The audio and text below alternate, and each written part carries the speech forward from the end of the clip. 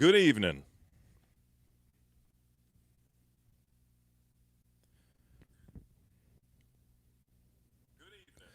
All right. Here we are. Checking the audio, making sure everything's okay. The thing about the streaming is they say if you don't use it, you lose it. And boys and girls, I think a feller has lost it. So, making sure everything's okay in the audio, checking everything. Everything looks okay. Here we go. Back for another session. Can you hear me okay? Let me know in the audience. Does the feller sound okay? Holler back. Put it down in the comments below. How do we sound, okay?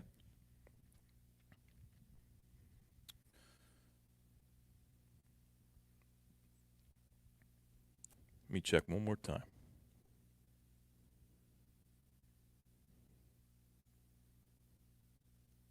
Okay. Okay. Eduardo says, you sound great. Okay, here we are. Now I feel a little bit better about everything. Good evening, everybody. It's great to see you again. Fellas back. Everything has changed. The whole world has changed. Some for the better, some for the worse, but you got to expect it, right? Nobody's perfect. StreamYard's changed. Audio settings have changed. Technology's changed. But we're working. We're working it. It's good to see everybody. Let's do what we normally did, which took me forever to figure out. I told my guest, I said, I feel like I'm going to court. You get that weird feeling down here where you're like, you know, like a little bit of tightness there. And you go, am I having a stroke? Something going on with the pump? The old pump? I think we're okay. Excellent to see you guys again. I was wondering, I was just telling my guest again, I says, maybe 1, 2 people will show up. If not, me and my guest will just hang out and sip some cold ones and have a good time. But you showed up. Here you are. And good evening is what a feller's trying to say. Good evening to everyone out there. How have you been? You're probably wondering what happened, where you been. You've been overseas, you've been to war, you just back. I'm all right. Everything's been okay. Feller's been keeping busy, working hard, taking care of business. You know how it goes. You know how it goes. It's good to see everybody. Who do we got in the room here tonight? Dave's hanging out with us. Dave's hanging out. Kimba is hanging out. Zorlock. We got the whole crowd here tonight. Eddie Perez. Shane's hanging out. Mick. Charlie. Who remembers Charlie hanging out on the porch, right? How can you forget? Charlie took a little nappy poo on his porch one night. Adrian. Yo, Adrian, what's happening? Nate's here. Again. Zor's here again. Danny Walnuts, my man. Everything's right in the world again. Yes, at least for a couple hours. Yo, Elephant, what's happening, buddy? It's good to see you, man. Beast is in the house. How you doing, pal? It's great to see you guys. Thanks so much for stopping by. We got some great music lined up. Remember the old days where we used to play a lot of great music? King is in the house. Breakfast King. I want to say hi to everybody because it's just been forever. I told my guests, just relax, get yourself a shrimp ring. Maybe a platter of assorted proteins. And a fella will say hi to everybody, and then we'll bring him on up, and we're going to play some excellent music. But until then, let's see who else is showing up tonight to hang out. All the best people. The King's in the house. How the fuck am I? I'm doing excellent. How the fuck are you? You doing good, my friend? It's good to see you. All right. Thanks for coming by, everybody. Yeah, like I said, I got some great stuff lined up down here on the floor here tonight. Got some awesome biker soundtracks. Got some great revisits to some old early 70s psych, fuzz, heaviness. It's just going to be a great time. Thing is, with some of these biker soundtracks, There may be 2-3 minutes tops. So fella's just going to get his cardio. I'm getting my steps in tonight. Absolutely getting my steps in. But we're going to play some great music. Nonetheless, Miss U is in the seat. Now you know. Now the crowd is here. Miss U, hi. Good to see you again. Extra salutes for Miss U. Man, I haven't seen her in an elephant's year. My cat's walking around, and she's got a stiff tail, right? So every time she walks by, she's yanking all the wires all over the place. So let's see what happens. I think we'll be okay. I'm back. I'm back, Miss U. You see what else is in the back? Look at that. A little washed out, but you know what's back there. Look at it every day, and you know what I'm talking about. Okay. Great to see you. Now, some of you fellers and fellettes, you got different names, the ats in front of you. So, who's Green Day? Can you give me a name I may know? Can you give me a name I may recognize? Green Day, Junkie. Bob, don't do that, Shane. I don't want to hear nothing. Bob Weir's okay, right? Don't do that. That is not nice. Richard James in the house? Oh, that's Richard. There he is. There's my man, Richard. Okay. Good to see you, buddy. We got to be careful. We got a lot of moderators in here tonight, and there ain't going to be no mess. So anybody weird is just going to disappear. So I'm glad you shouted out who you were. We can keep you protected. We can keep you safe in here now. Okay, it's great to see everybody. Looks like I'm getting a little choppy. Am I getting a little choppy? I pick, 14 months, and the night I picked to come streaming, it's blowing like, Hades out there, man. A lot of wind. We'll see what we can do about dealing with that. Let me set this up here. Okay, Derek's in the house. Good to see you, buddy. Derek, I had you in the background playing as my background music, but it's too complicated. I couldn't do it. Nah, I might be choppy. I'm not 100% sure. I got a really good signal here. I got 5 bars. So, yeah. But there I am a little choppy. The music's good.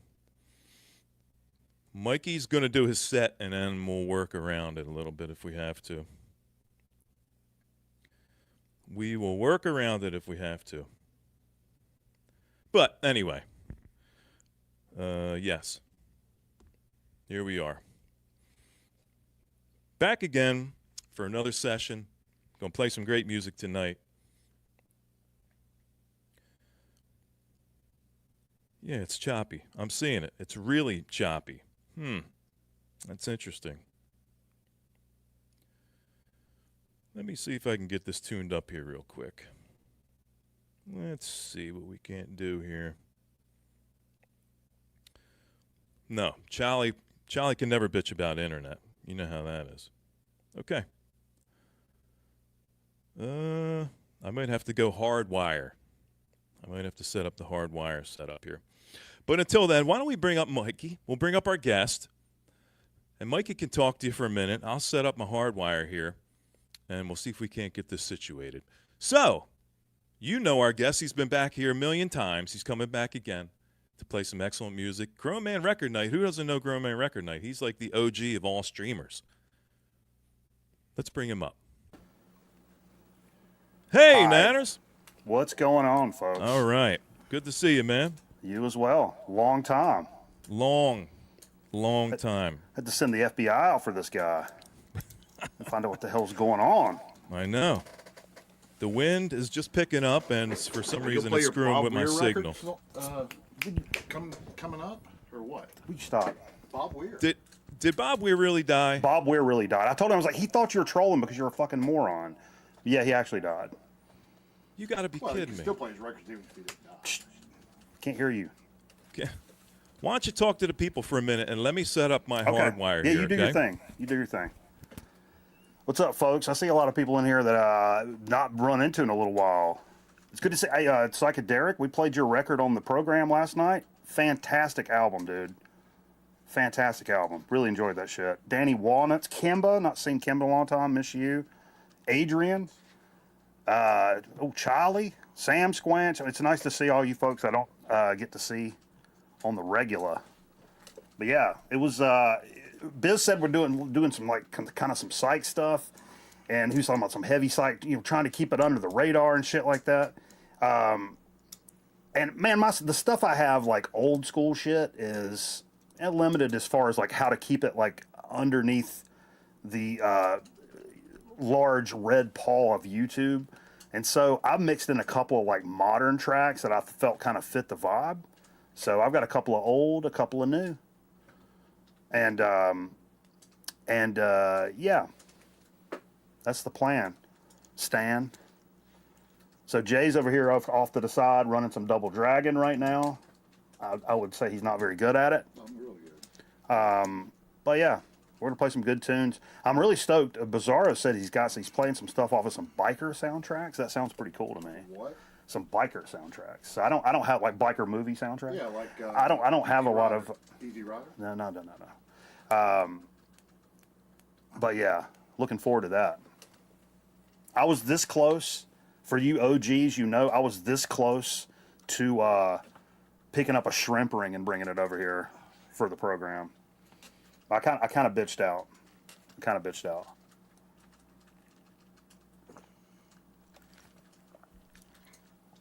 Hell yeah. Anybody do anything cool on a Saturday? I didn't do shit. I went and ate lunch with my mom. Been hanging out. Keeping it low key. Low key with bent knee. I just made that up. Somebody write that down. Shrimping ain't easy. You telling me? Built my whole life around it. Not really. That sounded like I was a fisherman for a living. I realized I was, yeah. All right. I got it hardwired in now. We'll see if that helps. Oh, yeah. Hardwire is always the way to go. Okay, so let's get back to this Bob Weir thing. This is a real thing? He really passed away? Yeah, it's a real thing. I realized because when we were backstage, Jay leaned his head in and asked about something about if we're playing some Bob Weir records or whatever. And then I realized, like, after you said something when somebody mentioned it, like, oh, don't say that now or whatever. And I'm like, oh, dude, he 100% thought you were trolling because you're a fucking moron. But yeah, he did die. Just right before the stream started. I mean, just a couple of hours ago, maybe? During the football game, bro. During one of the football games. During their earlier football game. Such a bad game. Okay. But yeah, unfortunately, that is true news. Hey, Sean, how you doing, buddy? Just like the old days in the beginning of the stream days where I had all these internet problems. It's funny because I never had a single problem until I started doing this. Dude, man, I had it really nice. I had a local company here that offered back in the day like gigabyte internet, and it was so fantastic. And you call customer service, and they were like literally right up the street because I'd been dealing with Spectrum, and they're just a bunch of motherfuckers. And so it got sold, and it went to a company called Lumos, and it was like still pretty good, but like like customer service was a little bit different. And now T-Mobile's come in and bought it, and immediately as soon as T-Mobile bought it, it's a third shittier than it was when I got it. So it's fuck me. Yeah, well, you got that special one up, one down thing back yeah, then, right? But with this T-Mobile, it's all of a sudden I'm like, why am I having trouble? Like last night, we're doing the show, and I had a video up, and the video's like up, and I'm like, what the fuck? And I did like a speed test, and I was at like 300 and 300 rather than 1,000. Wow. T-Mobile's already banging me. I'm already pissed off. But anyway. Yeah, this is, I got to be honest, it's kind of annoying me because it is cutting in and out on the monitor. But I will say, like, your voice comes through, it's not chopping the voice. So it won't chop your voice, it won't chop the music. If All right. The video does that, I wouldn't sweat it. All right, cool. All right, well, rest in peace, Bob. That's what a fucking shame. Now, now there's nothing that can be done. No more Dead and Company or nothing. Now that's done. Yeah. Yeah, I'm sure somebody will try to continue it, but like Charlie said he was that's not- diagnosed with lung cancer in July. he like beat cancer, but like ended up dying from like an associated like lung problem. Good Bob Weir. Yeah. How old was he? Bob Weir. But how old was he, Jay? 89? No, 80? No, like 78. 79? 79. Maybe I'm making it up. I can't remember. 78. 78. No, I don't. Jay's telling me numbers. So I'm sure somebody else knows it right off the top of their head. 78. There we go. Oh, okay. 6'7"? Sorry. Saying ages Okay. age freely. Well, some triumphant return. Apparently, I'm doing the robot. I think worst cases, I'll let you do your set first, Okay. and I know this will stay up, and you're gonna carry the load while I'm doing it. I'll reset my modem or something while you're doing your set. Okay, that's cool. So why don't you pick since you only got 4 songs, why don't you pick like 15 minutes of songs? Yeah, I did. So I kind of told him while you were getting the hardwire going. You kind of gave the premise of kind of like a little bit of some like heavy psych vibes, and I said, I've got lots of heavy psych, but in terms of like making it like super duper underground, so we know we're not going to get yanked. I don't have quite the cachet that like you've got or like Randy's got or like some of that stuff. That's I've got some of that, but not a ton of it. So I thought like maybe I could either spread that out and do some stuff I've done before or like. Anyway, I ended up thinking like, okay, I'll do like a little bit of old and a little bit of new that kind of fits that same kind of vibe. And the songs just ended up being a little longer. So when I busted it out, it was, I got like one old song, one new song, 15 minutes. One old song, one new song, another 15 minutes. So I've pretty much got 4 songs I'm going to play tonight, but they're fucking bangers. Yeah, that's all your list. You got like 9-minute songs. Yeah, the like one is like it's like a 6-minute and then like a 10-minute or 9:40 or something like that kind of thing. So like, yeah, it's like one of those like a medium song and then like a long song. But it's stuff that I think really fits this vibe, and I'm into it all the way through the whole track. There's no like, 2-minute in the middle passage where it's an acoustic guitar and somebody's whistling or some dumb shit. It pretty much keeps it slamming the entire way through. Okay. Why don't we try maybe cutting it into a few pieces? How long is your first song? 6 and 6? change. Okay. You want me to do that and then you do some? Play your 6-minute song. Okay. I'm going to reboot the modem, so I'm going to disappear for probably 4 or 5 minutes while that reboots. If I ain't back by the time your song's done, put your second song on, and that'll be your half split, and then I'll be back to pick it up. Okay. Should I say something about it before I start it? Because people are going to be asking what the hell it is, probably. You can talk about it. Yeah, Jay, talk hand me about that it. first, You can show it while you're playing it. No. The next one. Yeah, so this is... Yeah, do your thing. I'll be back in a Okay, couple do your minutes, thing, man. people. I'll be right back. So this was one I picked up. Actually, it was at a... it's still got the sticker on it, actually. It was like kind of this consignment. No, like an antique type mall. It's called the Red Barn. The Barn on Country Club in Winston-Salem, North Carolina. And you can see the sticker here says 3 Dog Night Golden Biscuits. Well, it's not 3 Dog Night Golden Biscuits. It's actually Tofat. It's the second record from Tofat called Tofat 2. And by the cover, I mean, look at that cover. I immediately thought, now this seems like this is something. So I kind of looked it up really quick. It's on Rare Earth Records. I can't remember the year on this. I can't remember the year on Tofat 2. Maybe 70. I don't know. But yeah, it's some just really good, heavy psych shit. I mean, it like pretty damn awesome stuff. And so that's what I'm going to play. That's my old track I'm going to play first. It's the first track on the record. Let me double check. It's called Stick Heat. Stick Heat. So that's the one we're going to listen to right now. And then a newer tune will be next. I'll go ahead and preface that. Let me see that next one, Jay. If you wouldn't mind, please. No, the front one. There you go. This was a gift from the legendary Fred Dobbs. This is a band called Harsh Toke. This is their self-titled joint from 2015. Am I a moron? 2013. I'm sorry, 2013. Oh, it's not self-titled, or maybe it is. Yeah, it is. It is. I'm stupid. Yeah, Fred sent this to the program, and it's really good, like modern psychedelic stuff. I would put it on par with like Earthless. So if you're a fan of Earthless, the track we're going to listen to tonight called Light Up and Live. Light Up and Live is a really good banger, and if you like Earthless, you're going to fucking love this track. So that'll be my second track. And those two right there will put me right up against that 15-minute mark. And so I'm going to switch my shit up, and we'll go ahead and start with some toe fat. Give me just a moment, please.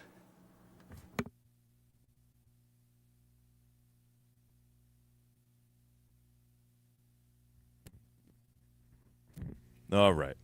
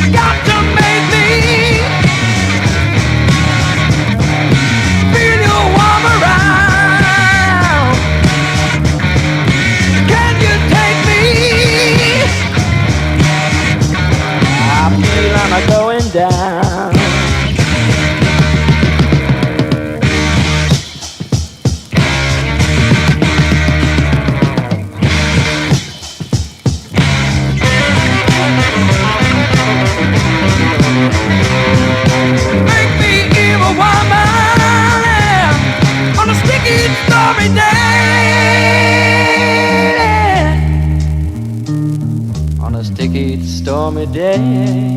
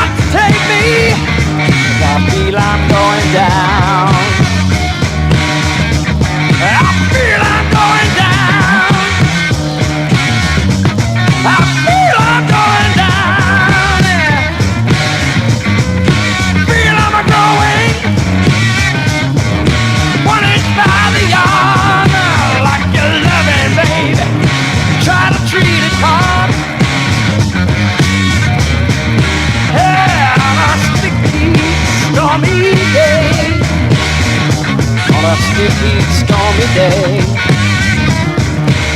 On a sticky, stormy day. On a sticky, stormy day. Yeah.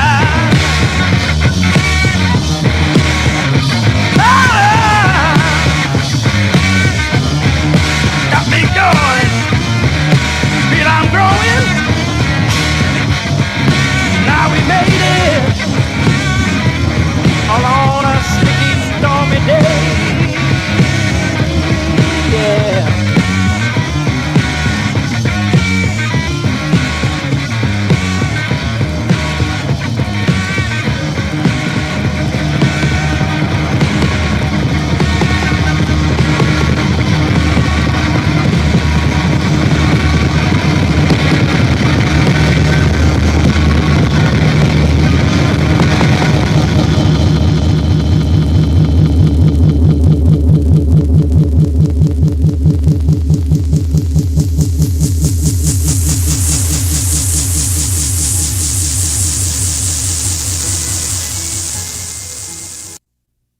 Okay.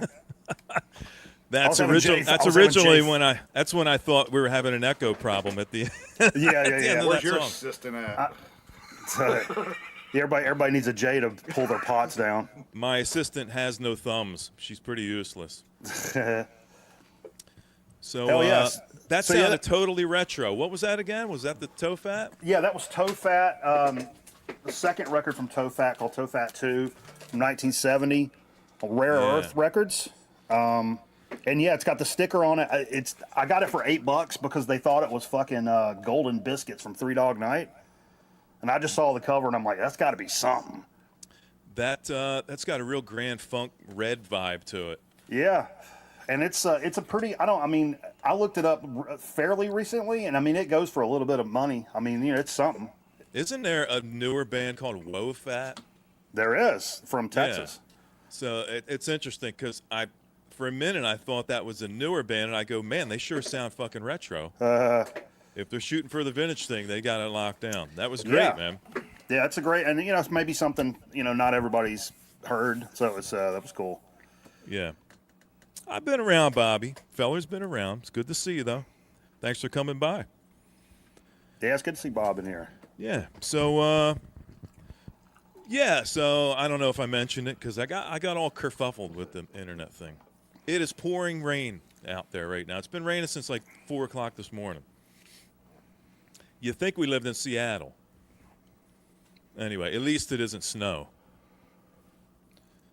But yeah, I've got a decent set down here. I think it's pretty rad, actually. I've got a combination of some early 70s heavy psych, fuzz. I think the theme here tonight is heavy fuzz. There's a lot of fuzz. Fuzz-laden music is what we've got set up here tonight for everybody. Wanna keep going, or you wanna?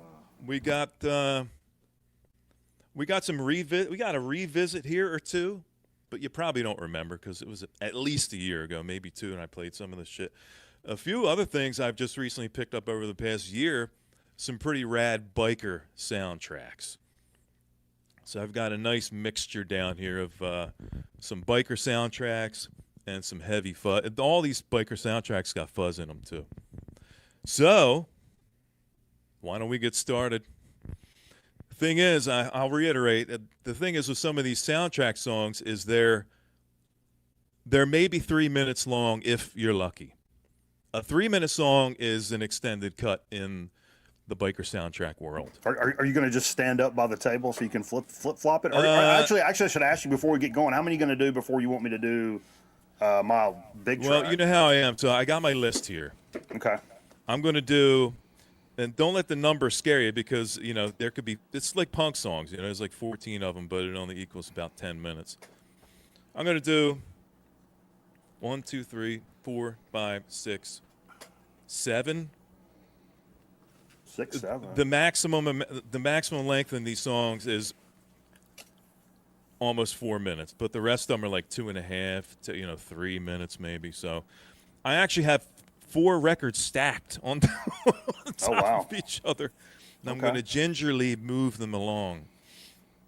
So yeah, we're gonna start with this is one I played a while back, but man, I haven't heard this in a long time. Oh yeah, I A lot remember of that. people say it's got like a Sabbathy kind of vibe to it. It's just super hard rock fuzz, heavy psych, dripping, cauldron-y kind of psych. So I fuck with that. we're gonna start with that. So all right, you gonna mute your mic? Yes, sir. Okay. I'm gonna plug. All right. I'm gonna try to plug in some speakers too. Let's see if this works. Okay. Let's get it on. And just like the old days, stop staring at my rump, okay? Good Lord.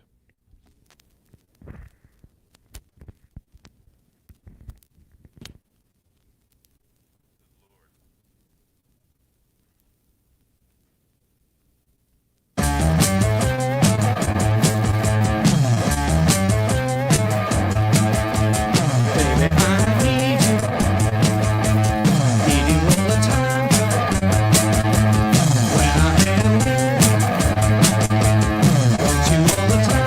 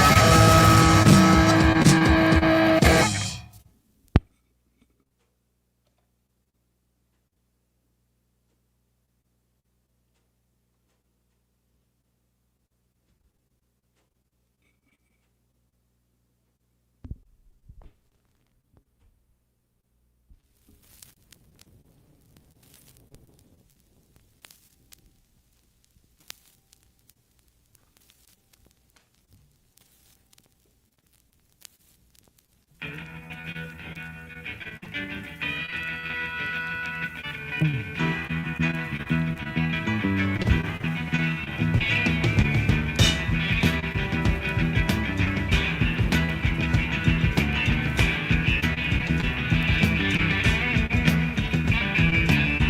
on the reservation, you get high. There you can find salvation and get high. Sitting round the circle, setting fire. Passing out peace by children and get high. In the sound.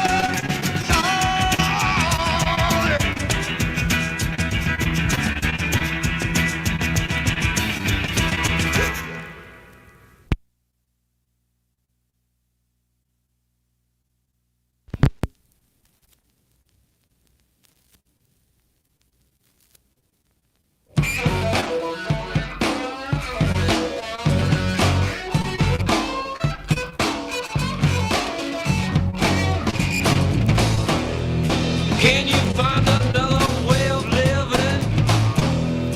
Is this one the way that you dislike? Could you find a better way of giving? Make each day another day of light. Inside you is a light, so take it. You stand inside the night, or make it. If you think that what you do is perfect, then for you the hope is there but dead. Soon you'll find that someone will surround you, and you'll know the love was in your head. Make yourself admit it. It's easy. Then you'll see you'll fit it, and you'll be everything that you could ever be. You'll know the way you are by what you see, by looking for the answer from above. You throw the door on what you knew was love.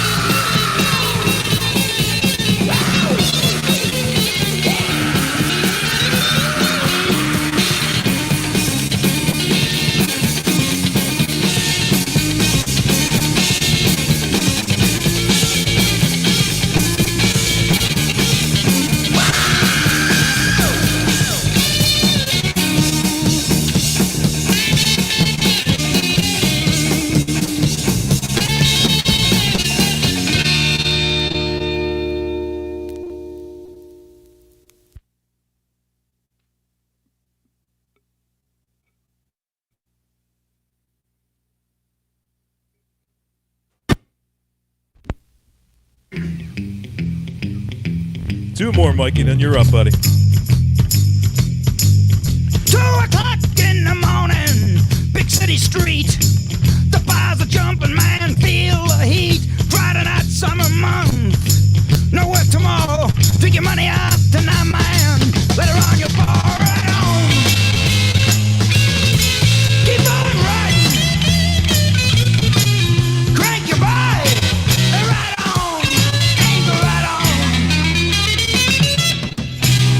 Outside a motorcycle driving up slow. Cool hip motorcycle driving, nowhere to go. Box his bike goes inside. No sign of fear. Nothing quite so groovy as a cool glass of beer. Right on. Keep on riding. Crank your bike. And right on. Angle right on.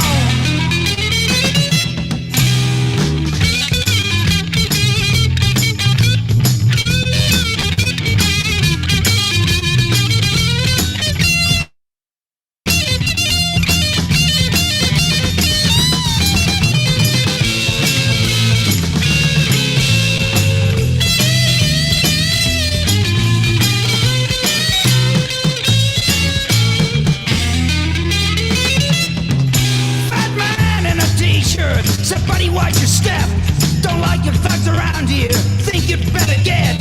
Angel gets enraged, pulls switchblade knife. Before you know what happened, take it, fat man's life. Right on. Keep on riding. Crank your bike. And right on. Angle right on. Well, the cops come in, they screen the scene. Take Angel off to jail, no one had to pay the bail. Right on. Keep on riding. Crank your bike. And right on. Angel right on.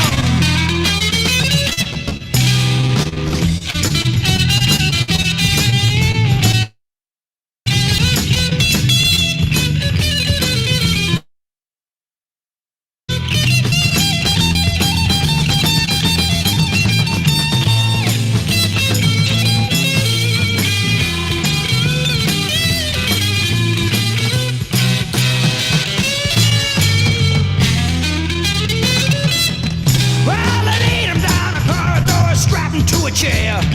Electricity burning up his hair.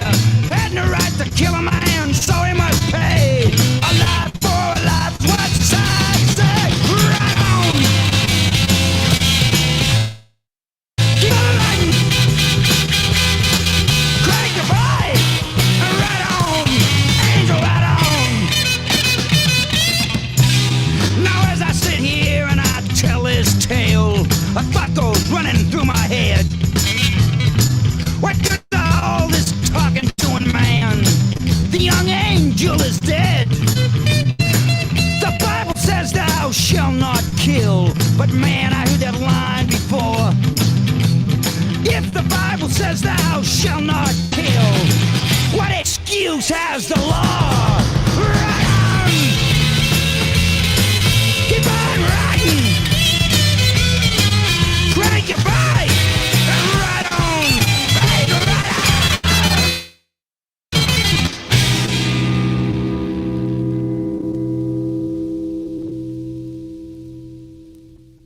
What up, Randy?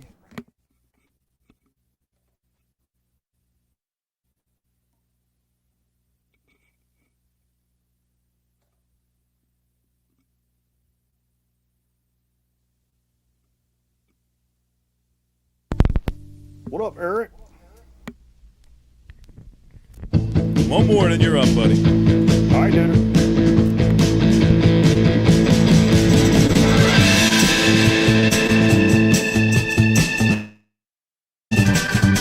What up, Eric?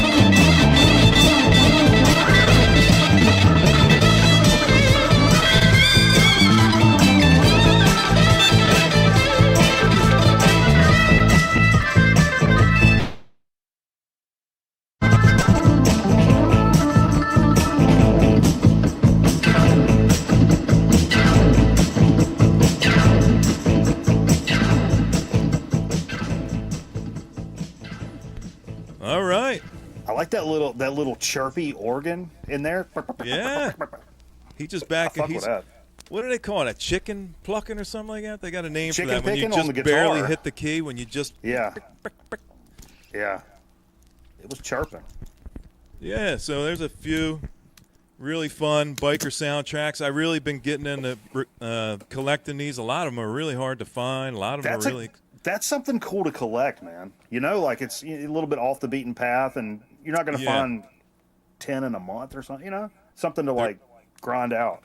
Yeah, a lot of cool. these, whether they're good or bad, they're usually not really cheap. The only other person I know that really collects these is Lonnie. We've got a lot in common between my LPs and my 8-track biker soundtracks. We much got the whole scene locked down. But What's that your was, thoughts on the Death Wheelers, that Rod and Easy band? I like them. They're doing what they do, and they do it pretty good. I mean, if you want Yeah. some cool throwback kind of soundtrack type of Because- stuff, they do a really good job.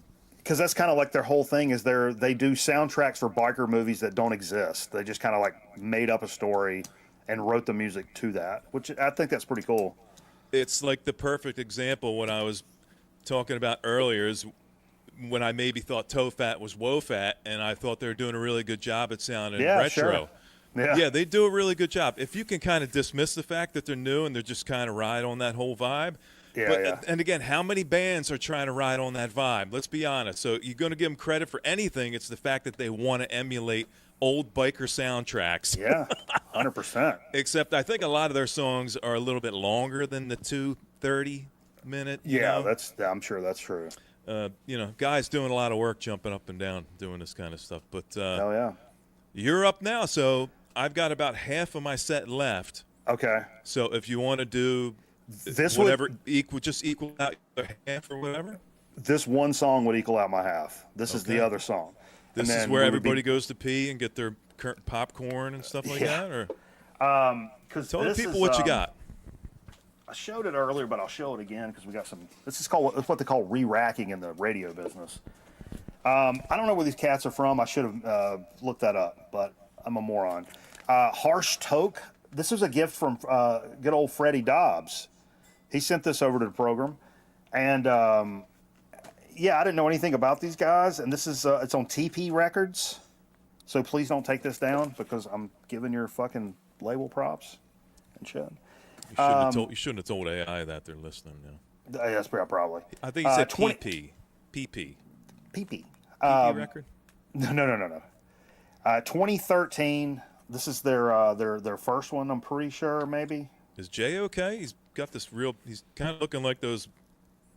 I don't know He's if you're looking like familiar. the zombies from Kensington. He's just kind of bent in half. Do you guys know about the like a transient ischemic attack? Some folks Yeah. call it a mini stroke. You may have colloquially heard that. I gotcha.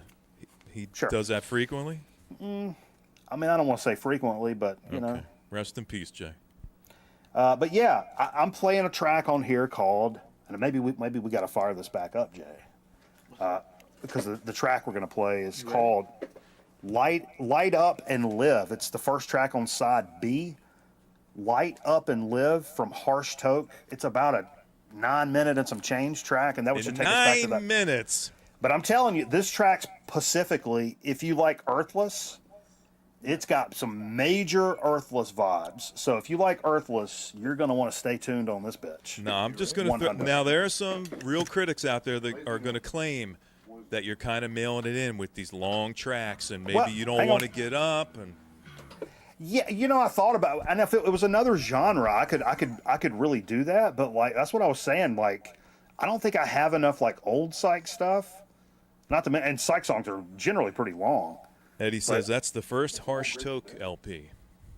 Yeah, Eddie but would. yeah, Eddie if- would know. Eddie's probably got 6 of them in his Oh, closet. fucking A, he would. But like, hey, what's up, Eddie? By the way.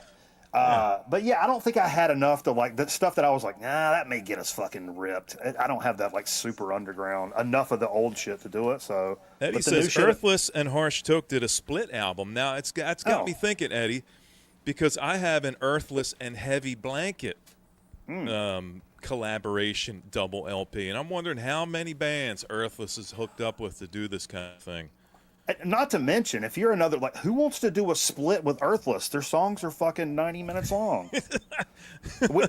we gave you 325 on the backside, and the rest is a fucking etch. I don't know, like. That's right. Maybe just get them to do like Heavy Blanket did, and get Yeah. them to play with you on one of your songs. There you go. That's the another only of way looking you at get it. your time in, right? Okay, Yeah. cool. So here we go. Harsh. All right, I'm gonna switch my shit up. I'm gonna get Stupid J to flip the switch when I tell him here momentarily now.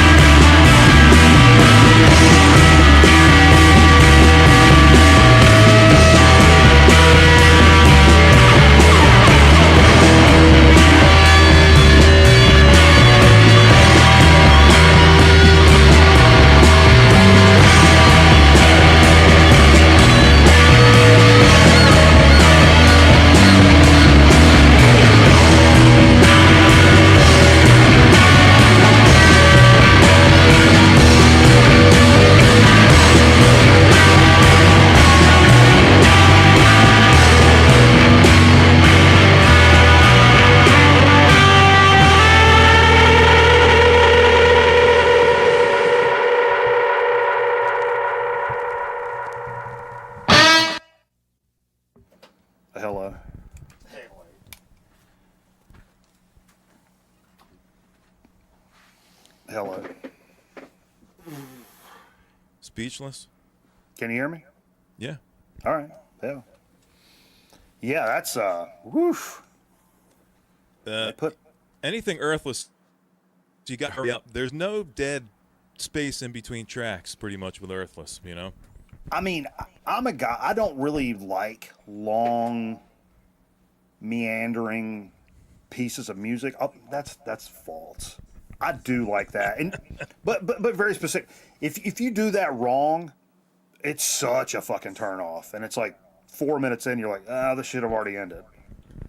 That's a band like that track didn't do that to me. Like Earthless doesn't do that to me. Boards of Canada doesn't do that to me. There's some examples. I mean, there are some exceptions for sure, but like, yeah, I was into that the entire way through. A lot of times I'm like, all right. And there's no doubt you can hear that Earthless guitar. It's in 100%. there. Yeah. Anywhere they go, they bring the space with them. It's Yeah, just 100%. spacey guitar stuff. It's wild that in today's music, or relatively recent music, like Earthless kind of music, that they're distinct. You know that guitar player. Yeah. He You know, and is that's such a beast. so difficult to do nowadays. Now that everyone's trying to emulate everybody else, but they are so Dude, unique. His rig rundown. Have you seen his rig rundown? No, but I love those rig rundowns. Yeah, his is awesome, and he's got a really cool story about that Strat that he plays. It's like a cobbled together thing he got when he was like a kid. And it's like all beat up and the paint's all worn off and shit, so you can see like the wood and shit. But anyway, more importantly, he's going through his like signal, his effect signal, you know, all the pedals and shit hooked up. And one of the clean boost pedals he had hooked up there had the fucking Arby's logo on it. And it's this Arby's boost pedal with the logo and everything. And I was like, wait, what is this? And I looked it up, and for sure enough, it's like this clean boost with the Arby's logo, and it's like the knob. There's 3 knobs. It says like Narby, Darby, and Arby or something. This is the knobs. And I'm like, he said it's a really good like clean boost, which is awesome. I have to find this pedal. Is it a real pedal, or did he Yes, have sir. it made?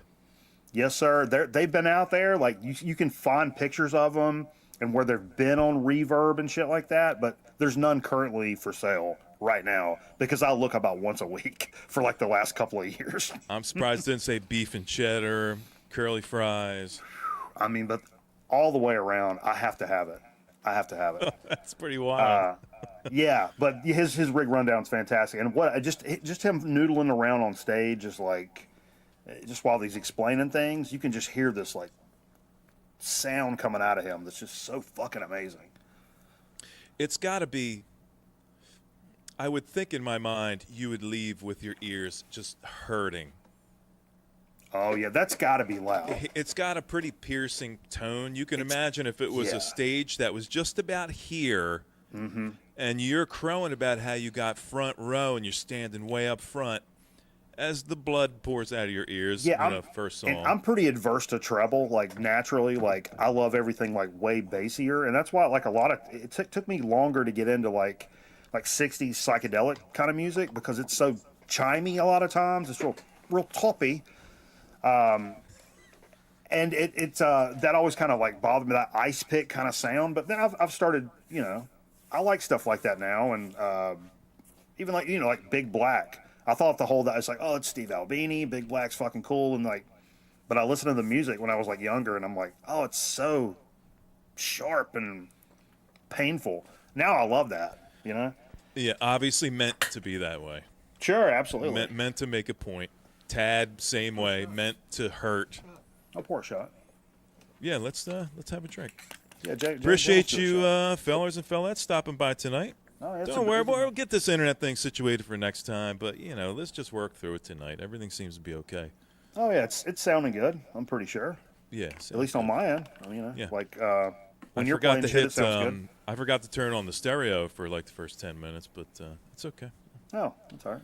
I don't know. Just- You get what you pay for, people. That's all I can tell you. If I need an assistant like Jay, No, you don't. I don't. I don't. Look, let me just Especially stop when you he's right. hunched over. I don't know that I can handle that hunched over. Let me part. just stop you right there. No, you don't. I knew somebody that did that hunched over thing, and I made the mistake of letting this person like stay at my place for a little while to try to get situated. Oh, And yeah. every time that half bent over thing happened, a bowl of cereal would end up spilling all over the floor, or a 2-liter bottle of soda. I say, I don't think I could handle this. The cleaning bills alone, I think, Sure. just It all put makes you out of sense. the house. All right, so excellent. So what do you got left, Mike? You got like you still got 2 songs left, don't you? I got 2 songs. Yeah. Okay. I'm going to finish up my second half. Okay. What's the total of your time, just approximately? What do you got? 15. 15? I mean, it's a little. This one a bit. That one was like 15 and a half, pushing 16. The next one to make up for that is like 14. Okay. Thanks, Danny. As long as the music's coming through okay, and I don't care if the video's a little bit choppy. Yeah, everything's fine. Thank you, Danny. Great. Well, I'm going to play. I think I'm just going to do the second half of my set, and we'll get the 15 minutes out, and then you'll be able to Okay. close out everything. Okay. And maybe some people, hey, you know what I'd like to do? Maybe it'd be great to maybe get some old heads back up here to hang out for a little while. So, you know, maybe Zonk wants to come up, or I don't know, Charlie. But only if you're on your porch, Charlie. That's the only way we're going to let you up here. That's the caveat. Maybe we get Eric up here to hang out for a little while. Let's play it by ear and see what happens. Let's maybe we get a little bit of the old school vibe back again, where we show HS tips and we geek out on the old variations and stuff like I'm that. old school, like an old fool. You ever heard All that? right, Jay? so yeah, Yeah. more biker soundtracks, 3 more biker soundtrack albums, and then the secret cap on the end. So here we go. All right.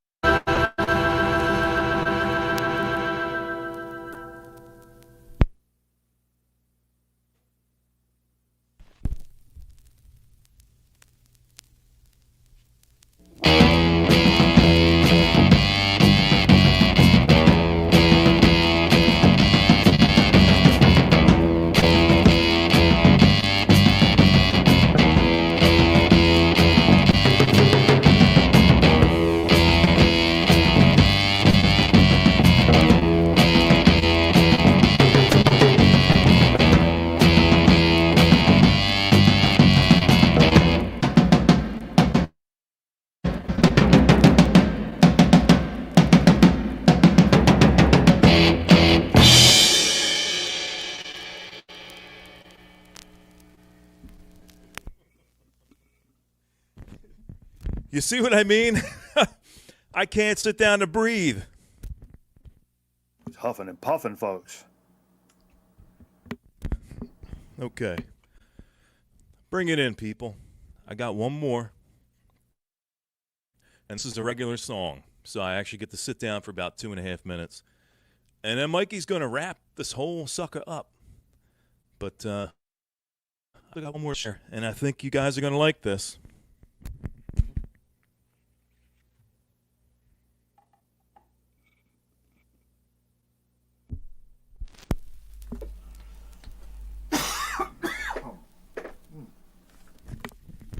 Your mic's on, Mikey.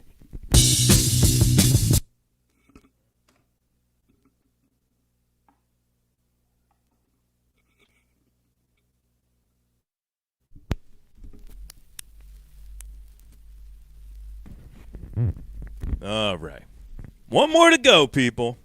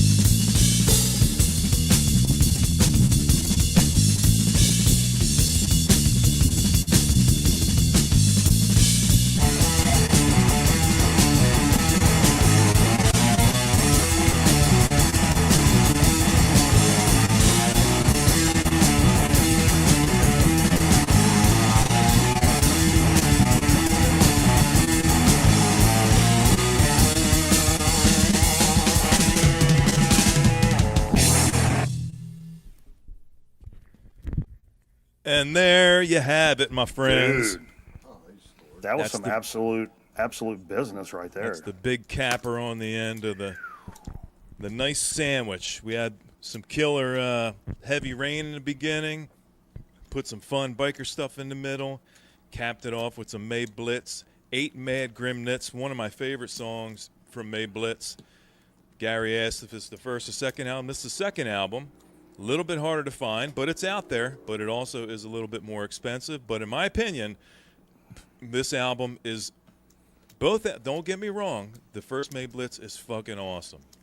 There's something about the second May Blitz that has a lot of heaviness to it. I mean, I'll just say that track. I mean, and a lot of punch. That's the track of the night right there. I like that. And how well can you get your meaning put across in an instrumental? The drummer must have been absolutely smacked. You know, this obviously, it feels to me almost like it's a drummer's warm-up as he waits for the band to come in and set up, and they go, oh, well, let's just put some riffs to it and we'll call it a song. And he goes, but I don't want to do this for 4 minutes. And they go, well, you're going to because you're our drummer, and that's a cool beat. A lot of jazz influence in it. You can hear, you know, fluty-duty kind of, you know. There's some weird time signatures and shit going on. Really, yeah. For that kind of music, like hard and heavy, like heavy side kind of stuff. They don't really do that much, you know? No, they're not known for that. That's one of their standout songs for sure. So hope you guys enjoy my set. Now we're going to bring Mr. Sir Bananas, as I put him, you know, in the title of our stream. I didn't know I'd been knighted, but I'll take the gas. You're going to be knighted. I got a couple swords over it. I don't know if they'll hit your shoulder. You might want to protect your neck. They might hit your neck or your chest or something, but we'll see what we can do about knighting you. Must protect your neck. You must protect. But yeah, Eric's here tonight, and Derek's here hanging out, and Danny, and Kimba's hanging out with us. Miss U's back. Miss U is back again. Yeah. I didn't think she'd ever come back again. Something about when you get a boyfriend or a girlfriend, you just think you're too good to hang out with anybody else, and I just wonder why. She pops over to record night. I think maybe the boyfriend's sleeping when she she's stops over by. there. She's in the mix. She's in the mix. That's okay, you know. Maybe she got caught. She's just like, I'll just go back to my old ways again. Some of my favorite artwork of all time. It's a little washed out, but Miss U did this right here. Did she really? She's an excellent artist. She does watercolor. She's fucking awesome. She didn't paint me no picture. It's great to see Miss U. It's great to see some women. We got we had like 4 women in here. You realize what that's like in the VC to have 4 women hanging out in the same place at the same time and a hot dog cart of men. Yeah. Yeah, that's yeah. I'm going to squelch what I was about to say. Yeah, you don't want to drive anybody away. No, certainly not. Oh, okay. All right. Certainly not. But so maybe you want to do a little toast. We'll do a cheers, and then you can tell us about what you have for your second set. Sure, absolutely. Okay. So I did the same thing for the second set. I did one old and one new-ish.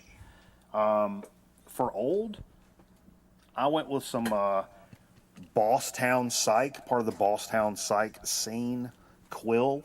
Quill, I got to tell you, this is one of my favorite bands, and the song you're going to play is actually my favorite song from that album. Me too. I have an excellent memory that I won't share attached to that album. Okay. But it's an excellent album, and I've been searching for a clean one. They go for money no matter what. They go for money. But it's hard to find one that hasn't been heavily loved. It's just a cherished, loved, and played album. Mine is so well done. Mine is a very unique copy. The cover is a little beat. It's got a 25-cent sticker here. I can't remember what I paid for it, but it wasn't much more than that. It was definitely $1 or under. If you paid anything under, I don't know what they're going for now, but I know clean ones.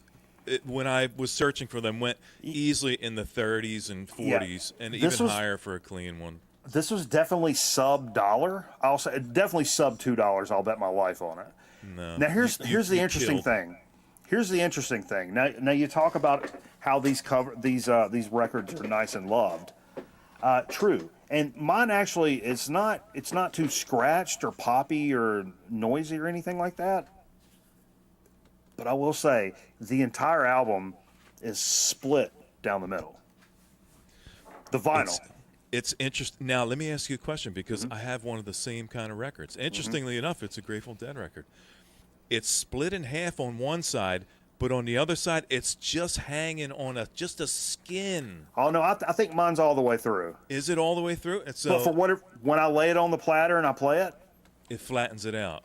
it plays like a record. Do you have to weight it to get rid, to I kind don't of do seal nothing. that crack in there? Come on, who are we talking to? All I don't right, do nothing. The hockey puck. Some people drill a hole in a hockky puck. They put Yeah, that in there. yeah. I mean, that would probably. I don't have any issues just playing it. I don't have a tremendous amount of force on my, my arm or anything. It's just it plays through it without a problem. The issue's like taking it in and out of the sleeve, and even if I drop it on the carpet like this far, it's probably going to split all the way in two. It's going to explode. Yeah, probably. So maybe don't let Jay load that sucker up. You don't want to. Yeah, He'll start a hunching thought. over, have one of his mini strokes, and that That's a thing is. thought. But yeah, it's whatever I paid for it. I've certainly got forget about how much it's actually worth or whatever. That aside, I've gotten my enjoyment out of this record 1,000-fold compared to it being split in half, and I paid probably 75 cents for it. Anyway. Derek loves the record. I know Derek likes this record. He says, "Oh, cool." He ain't got. I was not familiar yet. with them till I picked it up. I love that record. I think I ran into those guys maybe. I can't tell you where I first heard them, but maybe 8-9 years ago. I remember hearing them for the first time, and I heard that first song, and it just stuck. Yeah. Because it's just so well written. It kind of gives me the same vibe as another extremely underrated album, It's a Beautiful Day. Now, if you don't have that record, Mikey, you should be able to find it in a bin for $1 to $5. It's called It's a Beautiful Day. Uh-huh.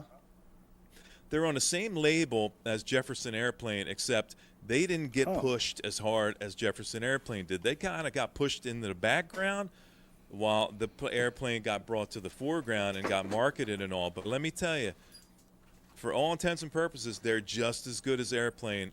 It's got a blue cover on it, and it's got a lady kind of standing on the side of a hill, and she's got a white dress on, and it's blowing. And the whole cover is full of blue clouds and sky and stuff. It's awesome. And it's grunt as well. I see Charlie saying grunt. Yeah, I'm a big Airplane guy. Like I've not played any of those records in a long time. Those were like early record night staples. That Quill's not on Grunt, is it? It's on. No. He's talking about the. He's talking about Airplane, or the one you're talking about. That's like Airplane. Is Grunt A Beautiful Day on Grunt? I don't know. I don't remember. I thought it was on Columbia. I'm pretty sure it's on Columbia. Dude, in my intro video to the VC, which is like fucking 13 years old or whatever the fuck, like you can see After Bathing at Baxter's like behind me, like in the that's what's on the turntable, like when I'm doing the video. We used to play those a lot. I really like Airplane, but I just hadn't played it a lot recently. But anyway. Jefferson Airplane is on Grunt. I wonder if all Jefferson Airplane is on Grunt. I think so. Is it? Interesting. So you're gonna play Quill. I'm gonna play Thumbnail Screwdriver, which is the first track. That's making this really easy. I think maybe all of these tonight have been like the first track on at least that side of the record. It's made it really fucking easy. I hadn't had to go up there with the fucking readers and try to get it on the like. There's sometimes when I do this show and I'm like, oh yeah, that's the one I want to play. It's the fifth song on the second side, and that's cool at 3 o'clock in the afternoon. But at fucking midnight, I go up there, and it's like translucent vinyl, and I've got my readers on 2 inches from and I still can't even see it. I was just gonna say bump the difficulty up one level. It's on clear wax. Exactly. I've done that, and I was like, oh, that's the one I want to play, and I can go try to cue it. I've played the wrong song on here a few times. I think that's just when I go boom. Boom, boom, boom, and I think I got it this time. And you hear a lot of bang, bang. Yeah. So yeah, that was my shorter to medium song. That's not a super long song, that Thumbnail Screwdriver, but I look, that track on that record, on that Quill record, I think that's a fucking 9-10. Honestly, I think the rest of the record is like a 6-7. But I do like it, but I think that song overshadows the entire record. It's so much better than the rest of the songs. It mellows out a bit. Yeah. I wouldn't say the Mellow's not vibe changes, bad. but it mellows out a bit. If Yeah. that's, you could argue that's the heaviest song on the album. Surely. Yeah. Yeah. But anyway. It's got a good flow. If you're in the right mindset, it is a good album all the way through. But I do agree, that's the standout. Interestingly enough, song 1, side 1. Typically, they throw that side 2, song 1, something like that, and they push it for a single. I wonder if that ever ended up. Dave, if you're out in the crowd, hit the little fancy thinking box and find out if you can find out anything about this Quill album, and see if that Thumbnail Screwdriver song was a top anything hit, because I imagine that being something that was at least in the charts in the day. You know, I was going to What play year The is that, Illusion. Mikey? Is that 70? 70, yeah, correct. Yeah, okay. I thought about playing The Illusion tonight, but the song I was going to play was the one that was like, it was a top 30 something song, and I was like, I don't know. Does that get popped? It wasn't a weirdo. It wasn't a major label. Right. So I was thinking like maybe we'd be okay, but like, anyway, it worked out anyway. What's your second song? The second song off of that, so that's a kind of a medium length song. The last one I was going to kind of just try to bring the fucking house down with some VCLT from our pal Metal Theologian. This is a band called Yuri Gagarin, which you may recognize that name as a Russian cosmonaut, right? Russian cosmonaut, yeah. He gifted the program this a couple of years ago when he came up here, and I was not familiar with this. Michael familiar, yeah. And this is 20. I may be wrong because I thought the last one was 2015. It was 2013. I thought this was 2013, so it may be 2015.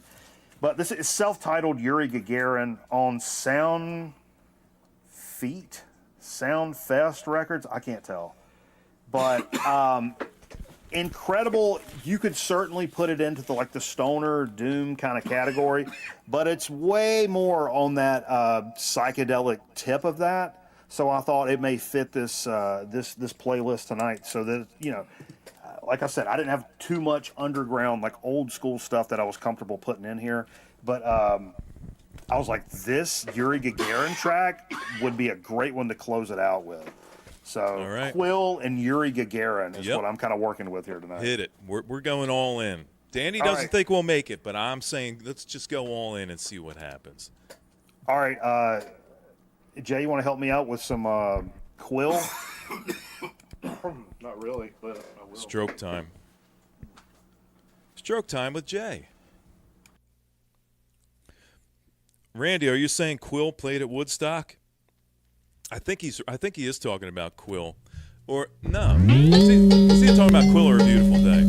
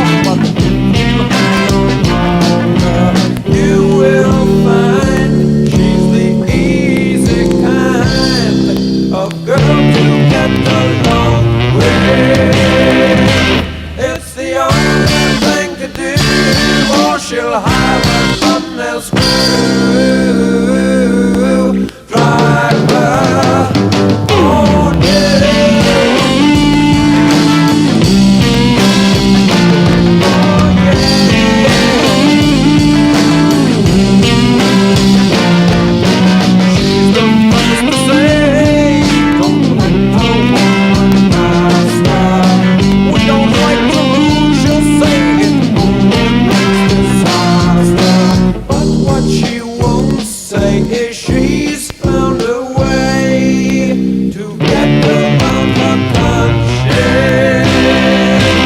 You must pick up on this screw or she'll have a thumbnail screw driver on you.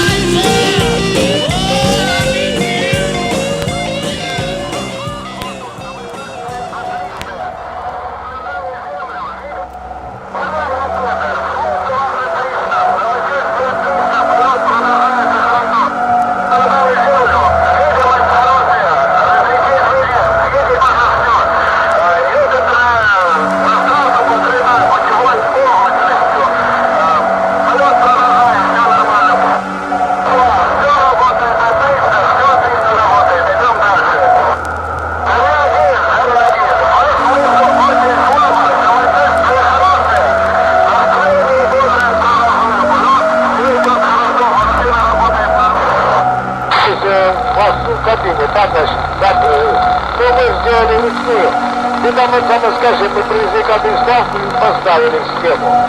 Там вроде какой-то минус или что-то там такое. Вот плавание датчика проскока. Там вроде несла сигнализацию, телеметрия, там проскока на землю. Мы это сделали. Я не знаю, это устранилось или нет, как они там построили. Но дело не в этом. Федор. но не знаю, какую ставку мы поставили. Ну, Петрович, давай. Я тебе могу сказать, значит, по форме 020, 01-1, 02-1, 03-1, 04-3. Нормально?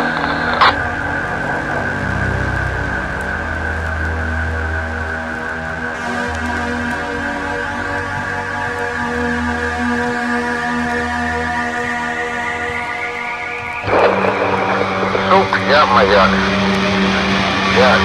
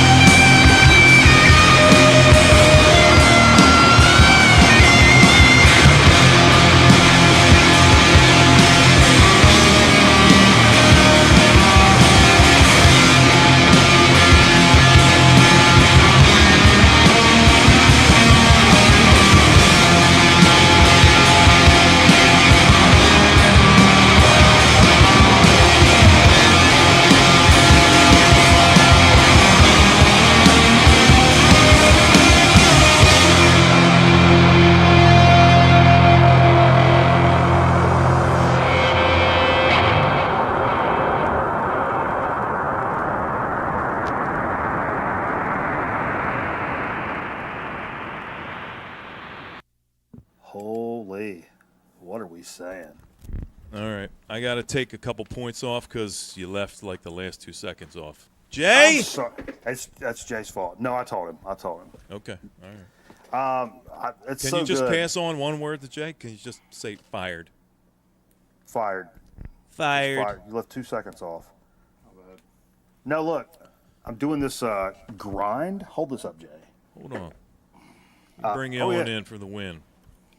It's grind THC spirits. It's 10 milligrams a shot, so it's no alcohol.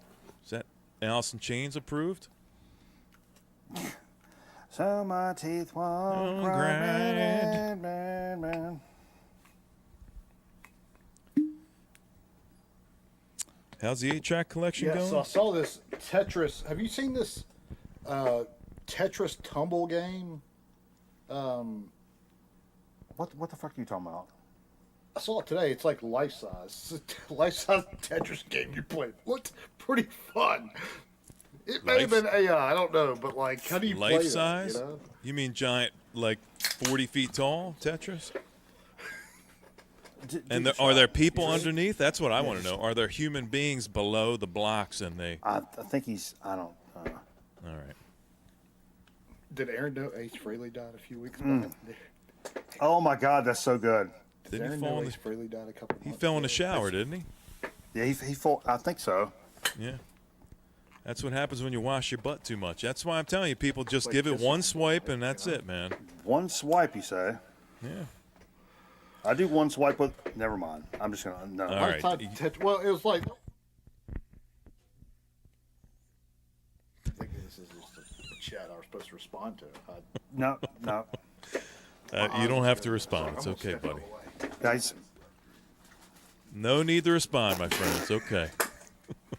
Jay's put Steve Fever's Christmas present in the chair. Where can I ask a question? Yeah, okay. Where the fuck is Steve? Are you guys? Are you mad at each other? Why No, is he no, not no, been no. around? I know. There's very few friends I've ever gotten mad at. But Did he steal your other Unbroken Quill album? And there's a rift now between you. he did keep my Eric Burden album for like 4 years. The very Eric Burden Declares War. I'm like, I just bought this for like $4, and I lost it for like 2 years. I'm like, just check your shit. You sure you don't have it? And like, everybody's like, no, I'm remember. 4 years later, Steve comes over here and he's like, hey, look what I found. I'm like, Look what Anyway. I found. but no, Steve.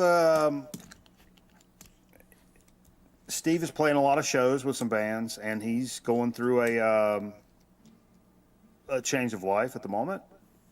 And so he will. You mean like the change where you can't go back the other way? No. Oh. No. But he's doing his own thing, and I think Steve will be back shortly enough. But yeah, he's good. I mean, I work with Steve, so I see Steve a lot.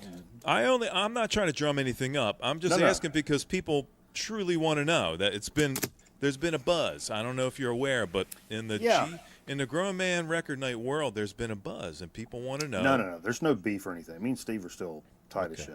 We just want to know he's okay. He's okay.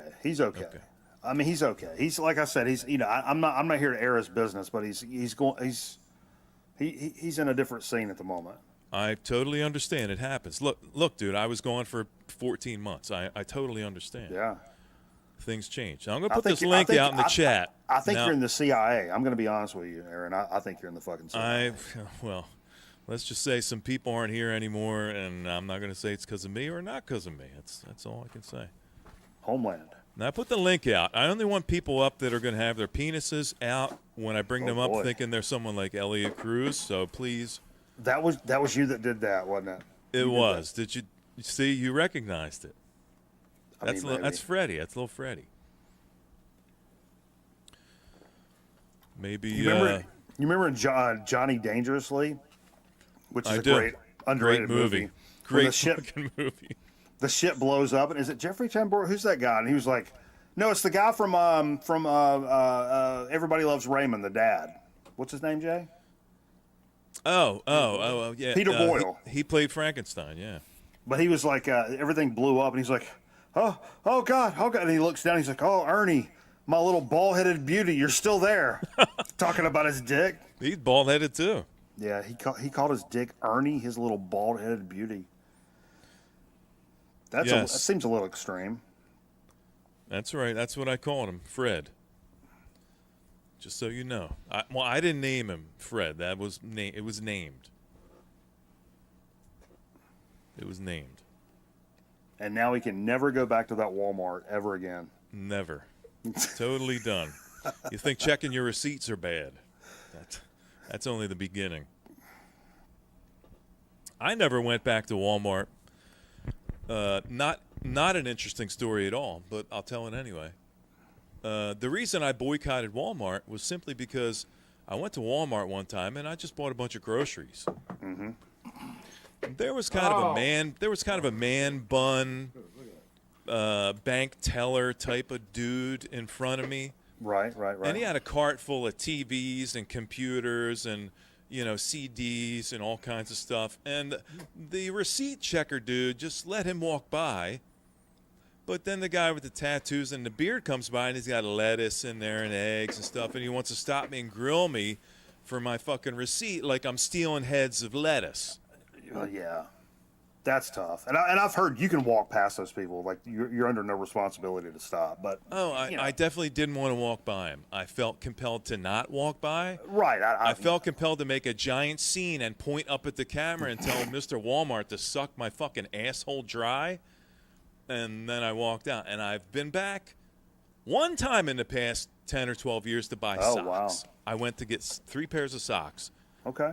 Because they have good socks. But they do have good socks. Yeah.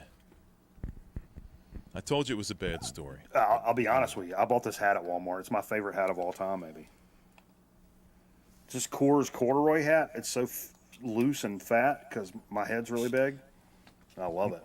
Now, I put a link up, and I'm assuming people are afraid to come up. Oh, come on, people. I'm just going to assume people are scared. Don't piss me off. Get in. Come on. Let's come up here and talk about it for a second. Nate's scared. Adrian's scared. Gary's scared. Danny's scared. Charlie, of all people, I figured he'd be the first fucking one to click a link and come up. And they'd hear about Bob. It could be a night of mourning for Charlie. I don't want to. Now, yeah, right. He's probably beside himself right now, which I think is probably a regular thing. I don't know. Actually, I haven't talked to Charlie. I haven't gotten any updates. Last time I talked to Charlie, he was on the wagon. Is he still on the wagon? Does somebody enter the studio? Again, I'm not here to tell anybody's business, but I don't think Charlie's on the wagon. Hey! Oh, look at this guy. Look at this guy. Your better half is not with you, man. I'm disappointed. Yeah, well, I gotta live. I live solo still, dude. I'm a solo liver. All right. Let me fix your volume. You're all messed up. Fuck. I got you over here. Okay. How about now? How you sound, Eric? I don't know. How do I sound? You sound good. All right. I'll take that. You look awesome. Oh, hey, thanks. What's happening? It's good to see you, man. Yeah, for sure. Appreciate you coming by. Of course. Maybe on the toilet, you were just checking your notifications and you saw. No, dude. I had to go. I went out to the folks' house. My mom had surgery last Tuesday, so I had to go help out my dad with some stuff around the house and help give my mom some exercise to do for her legs. She had a 10-hour spinal fusion surgery. They put 9 rods in her spine. Oh my God! Wow, that's going to take a minute to heal. Yeah, a little bit. Jeepers creepers. So mobility is pretty much. Yeah, she's doing better than I expected, but like she cannot move around really at all. So I don't know how they're gonna do it without like a nurse over there. Between my dad and I don't know. It'll be weird. But I was over there for a while helping out with some cleaning up from the Christmas shit and putting a few appliances together that they got to make hopefully like her recovery go a little bit faster. And then I came home and I walked over to the shawarma place and got a gyro. and got or back a here and gyro, depending yeah, on a how. gyro, lamb and beef. Put on the Excuse me, y'all YouTubes got any more of those and gyros left? y'all were streaming, so fucking here we are. Yeah, I think we're all reaching that point in our lives where we're having to put a little more time into the mom or the dad, and They're 81, inevitable, dude. right? It's our turn to start picking up the slack, right? So My folks are 81. my So mom's 82, so I totally get what you're talking about. My mom is 79. I visit ever since my dad died. I go over there every day. Do you really? You must live close. Yeah, really close, and like 5 minutes away. So like when I leave work, I go over there and we chop it up, watch the evening news, and she cooks a bunch of shit, and I bring some home. I'm unfortunately not that close to where my parents live. So How far away are you, Eric? well, I'm in Seattle. They're on the other side of the lake, so it's like a 45-minute drive if traffic's good. Yeah, that's how If far I traffic- am from. Yeah, that's how far I am, Eric. Except, Yeah. hey, here's the kicker, right? I've got a brother. He's an asshole. He lives 15 minutes away, maybe. Never fucking goes over there unless you've got a free meal. Then he'll go over there. Oh, Can we it's tell funny. the My brother story sister, again? my sister went over there the night that my mom got back from the hospital. There he is. She's there till tomorrow night, but the whole time I was there, my sister was just taking a nap in the other room, and I'm all right. Oh, so is it safe to say you've got an asshole sister? I think I've got an asshole brother. She's not watching, obviously, right? No, obviously not. No. Yeah. My sister's the same way, dude. But I'm just kidding. She's dead. What? That got dark real fast. Wow.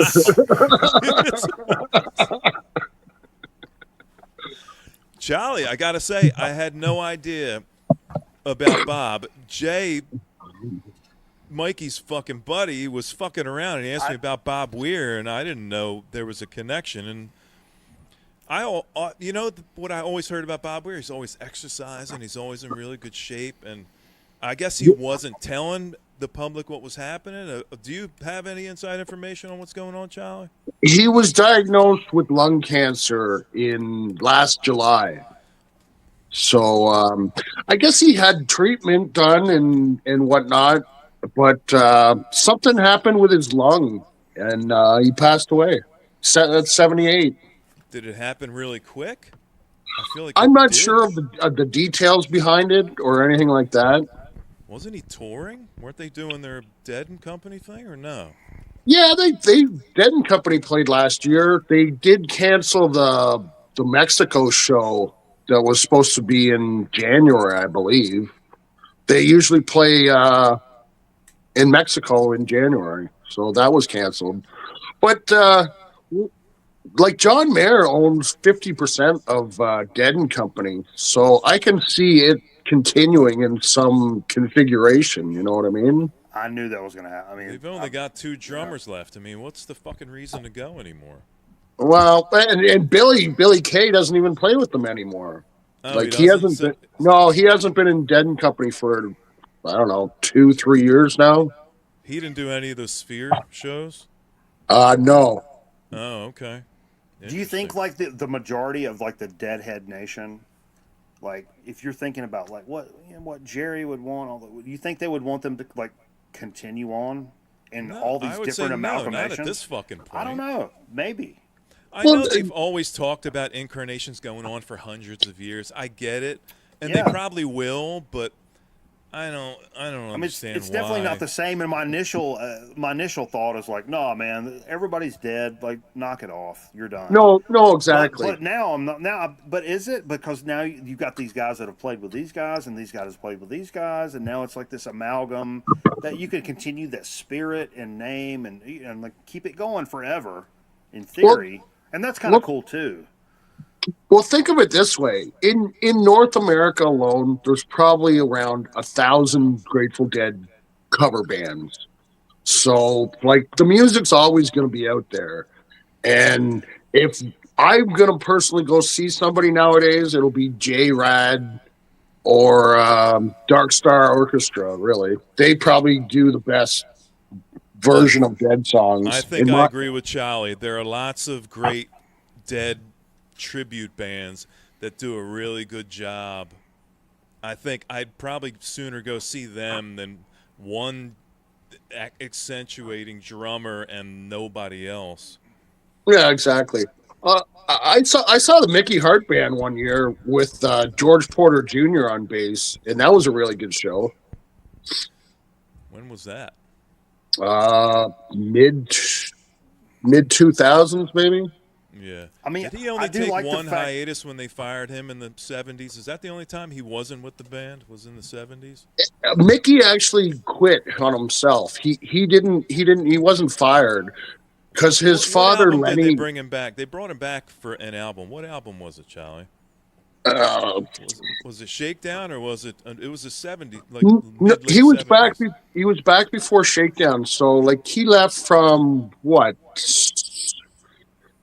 71 to 74, I believe. So I'm pretty sure he was back on Mars Hotel. Oh, okay. Interesting. Yeah.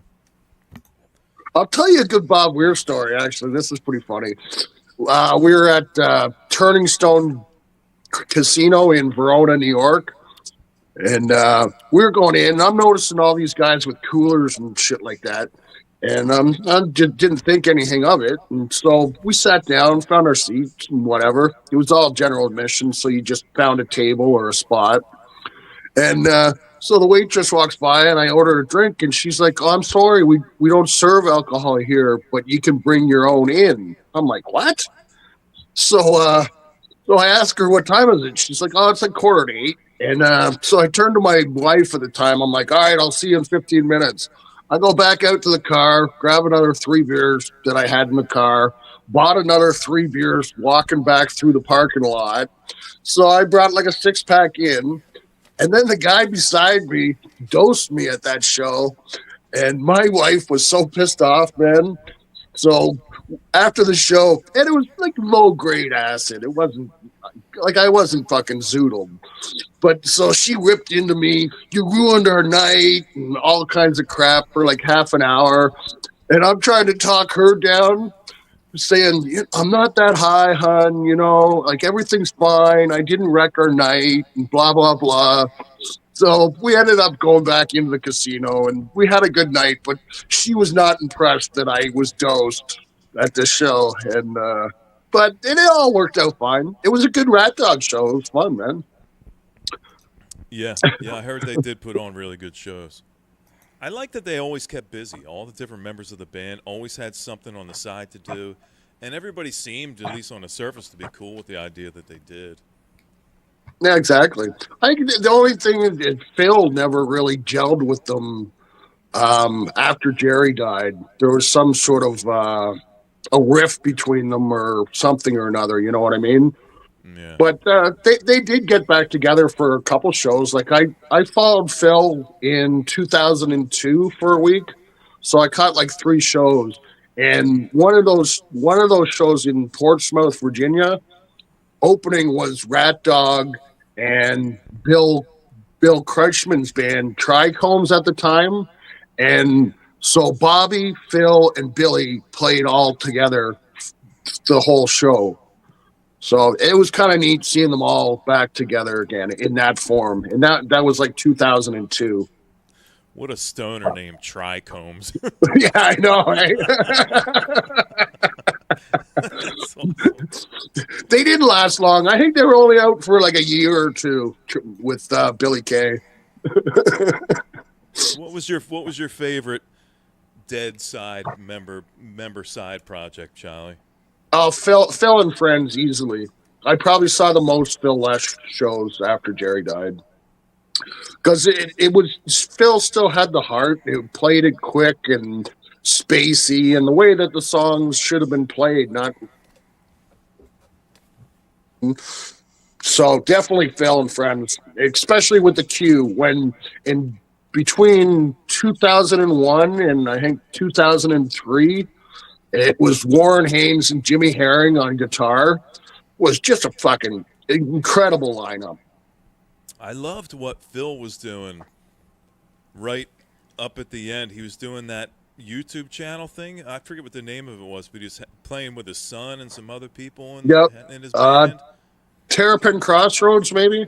It was something like Terrapin something, yeah. And he was doing, I remember I watched him. He did Dark Star and stuff. It was super fucking cool, man. Mm.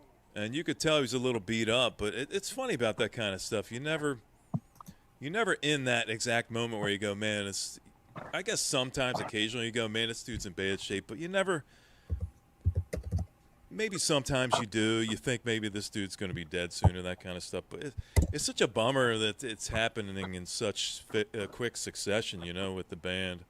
Well, everyone's at that age, and you got to think Phil was active right up until the end, and Phil was 85 when he died last year. And what, he had he had a liver transplant. He had a lot of stuff that went really wrong early on. So the fact that he even made it that far, I guess, is kind of a gift, right? Yeah, he had acquired hepatitis C or B in the early 60s. So, yeah, he had a tough go. What's going on, Randy? What's happening, fellas? Good to see you. There's Nate. What's happening, Nate? We got the Wolfman in the house. Hey, how you doing? How's it going, fellas? Good. Right. We got the whole crowd here tonight. Good to see you, buddy. How's it on Mars? It's cold. It's cold. It's cold? Always. How cold? Always cold. It's like How cold? How cold is it? How cold? It's like 80 below. 80 below. Celsius, Fahrenheit, or Kelvin? Kelvin. It's Fahrenheit. I'm not that far away, See, I think it's only like -2 or 3 here right now. I think your state probably feels like Mars right now, though. Is it cold where you're at, Charlie? I think there have been times where it's actually been colder here. Yes. Then where? Than on Mars. Like the actual Mars, yeah. Damn. Randy, you into the Dead? I don't really hear you talk about them very much. Well, I'm not into them. You have any Dead on vinyl or anything? I do. I probably have, I don't know, 8, 9 albums, but I was never into following around, or I've never seen them. Any favorites? Any favorite albums in here? I don't think. I like the see. Here's my story. I was at Car City Records back in the '90s, early '90s, when they were giving records away, and I found the first, second Grateful Dead, and then the Live Dead in the dollar bins, and they were in beautiful shape too. I thought maybe somebody worked there, just put them in there to come and get them later. When you get out. You get the poster in it, Randy. Yeah. Yeah. And then along with that was the Velvet Underground, their first one. It wasn't the first press, but it was an earlier press, and I got their first album on mono and stereo, and then I think I have what's their psychedelic album? What's that called? Anthem for the Sun. Yeah, Anthem for the Sun. I got that one. I don't know. I don't dislike them. I like them. I'll listen to them. But I think Los Lobos did a lot of their songs too. When they were in. I've seen Los Lobos 5 times live. Wow. I think they used to do Bertha live all the time. And your Lobos head, huh? Los Lobos opened for the Dead quite a bit in on the West Coast. Some say I run with the Lobos from time to time. I know them from the La Bamba soundtrack, and I bought that shit when I was a kid, and I loved everything about them. Yeah, so the next town over from Ann Arbor is Ypsilanti, and they have a beer fest there, and Los Lobos headlined their beer fest before they were huge. That was back in the 90s. But then I seen them in Detroit for a Taste Fest down there. So they play everywhere. You know what I mean? Like festivals and taste fests and auto shows and Yeah. whatever. County fairs. They're a great band. Lost Lobos, really good band. I man. like Mars Hotel. That's one of my favorites. And I guess a lot of people don't like the Brent era, but I do like some of the Brent era stuff. I know I people say personally he's love kind it. of vanilla and he's kind of hollow, but I do like the Brent era stuff. How about you, Nate? What do you into the Dead? You know what I mean? No, man, I tried. You know, I tried. I gave it a shot. I think it was around the time when there was probably some stupid audiophile reissue of American Beauty that was coming out, and I was like, all right, everybody's like making a big deal about this record. Let's turn it on. And then there was like, I don't know, some song about like blowing somebody away with a shotgun or something like that. I was just like, you know, I thought this was supposed to be like some hippie peaceful shit, and it just Yeah, their best wasn't for stuff, me. definitely live stuff. You know, their studio albums were Exactly. you know, they weren't bad, but their live stuff was where it was at. You know? Exactly. I very seldom, if ever, listen to Studio Dead personally. I just don't go there. One of the best things about Sirius XM is the Grateful Dead channel. It Yeah, it's really good is. channel. It's awesome.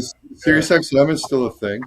It's just 24/7 jamming. Yeah, You know? and when you get it for $25 and you tell them you're leaving, they give it to you for $9. I know it. I did that back when what was that 2008 hit, that recession we had, and I don't know what it was back then, $20 a month or whatever. But I told him, I said, no, I can't afford it. And I think I paid like $3.99 or something like that for a year.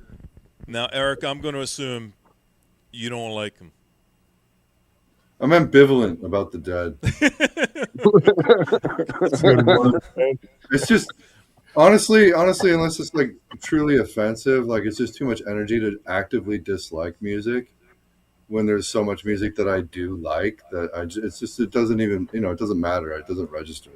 It's almost worse that you're ambivalent, honestly. For you to say you hate them. To tell someone you have nothing at all is almost alien, right? I hated them It's like, when I was like, they younger, exist, and then, like, now it's and they have, they have some songs that don't make me furious, but then like if I gotta hear like Truckin' ever again in my life, I agree with that. There are some songs you never need to hear ever again. Right.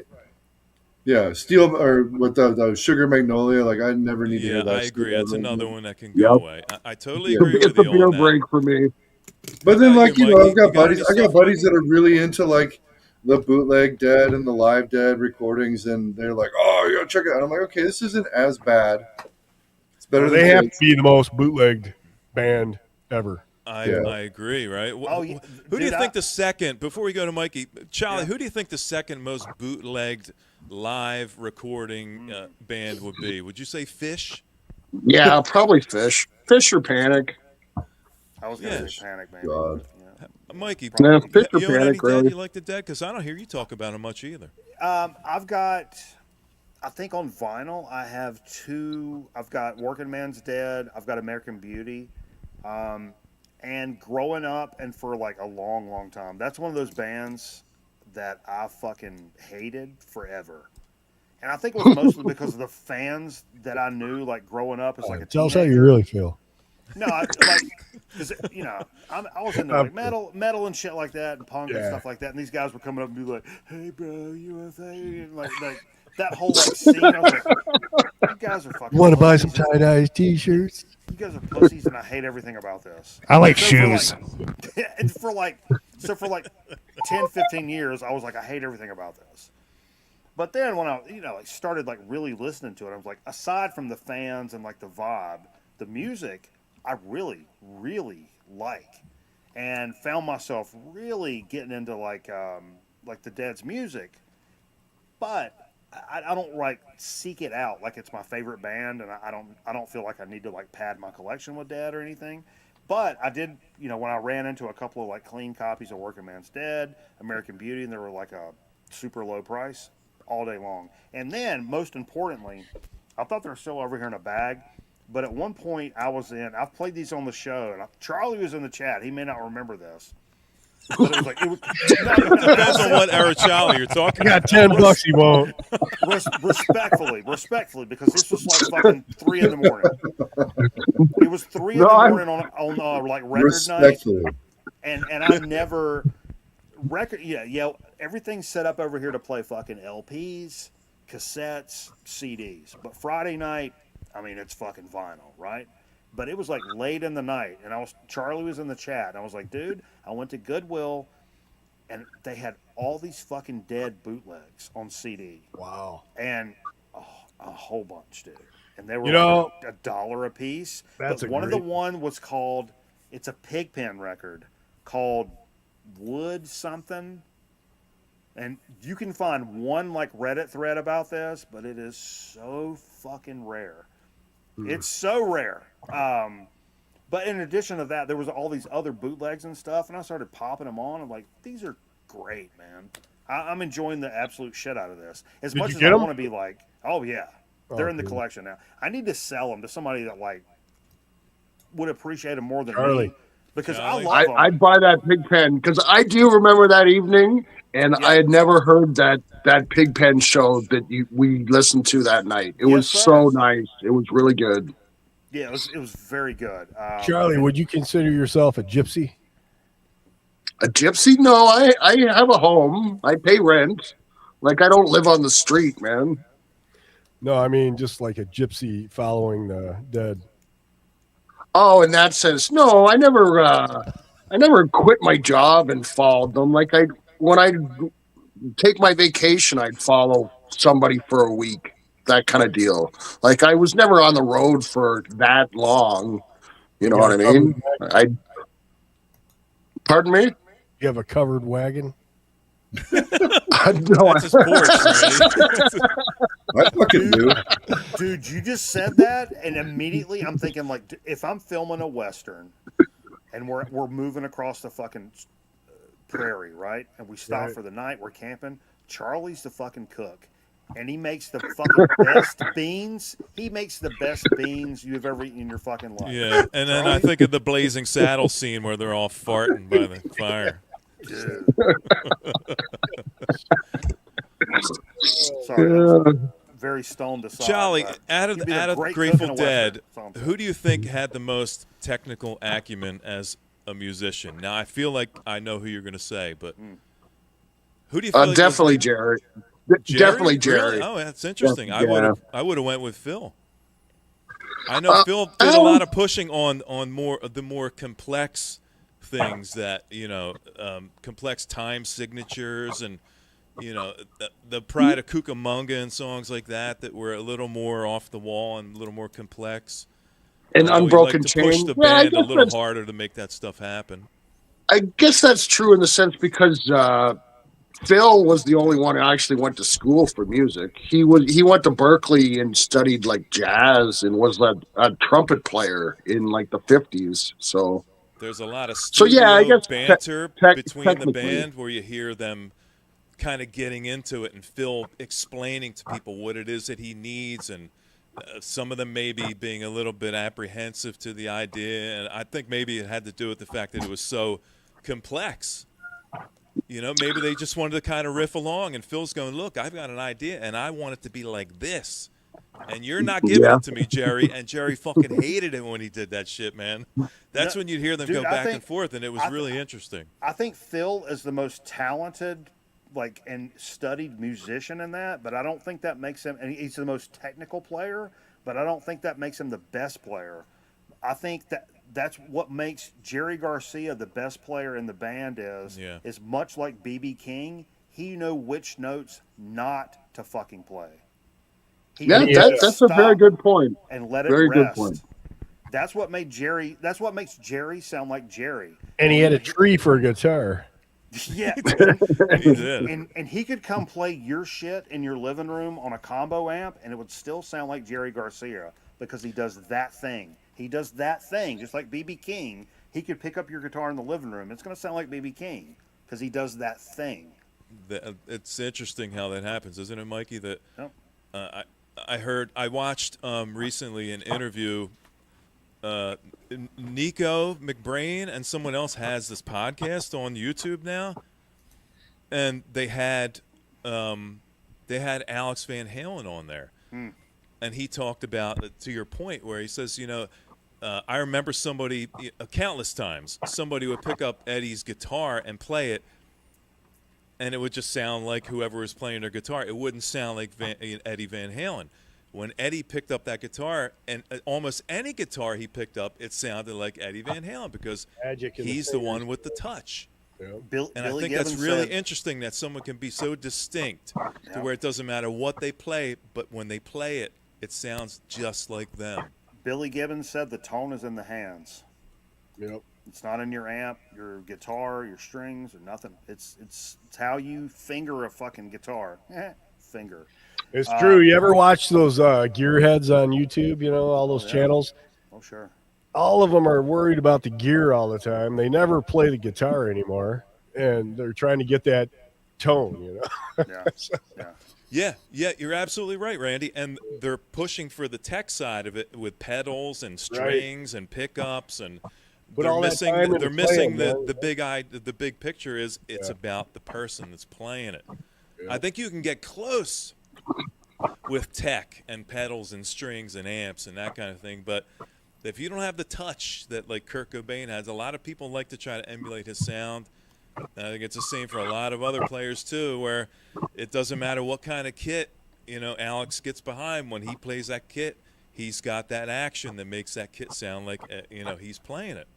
Dude, one of my favorite quotes from Kurt Cobain, who was, it's obviously like a big time deal to me, is I think it was in Guitar Magazine. He said, "I can't play like Andreas Segovia, but I would like to think that he can't play like me either." I love that.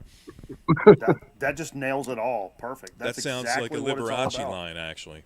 Yeah. Yeah.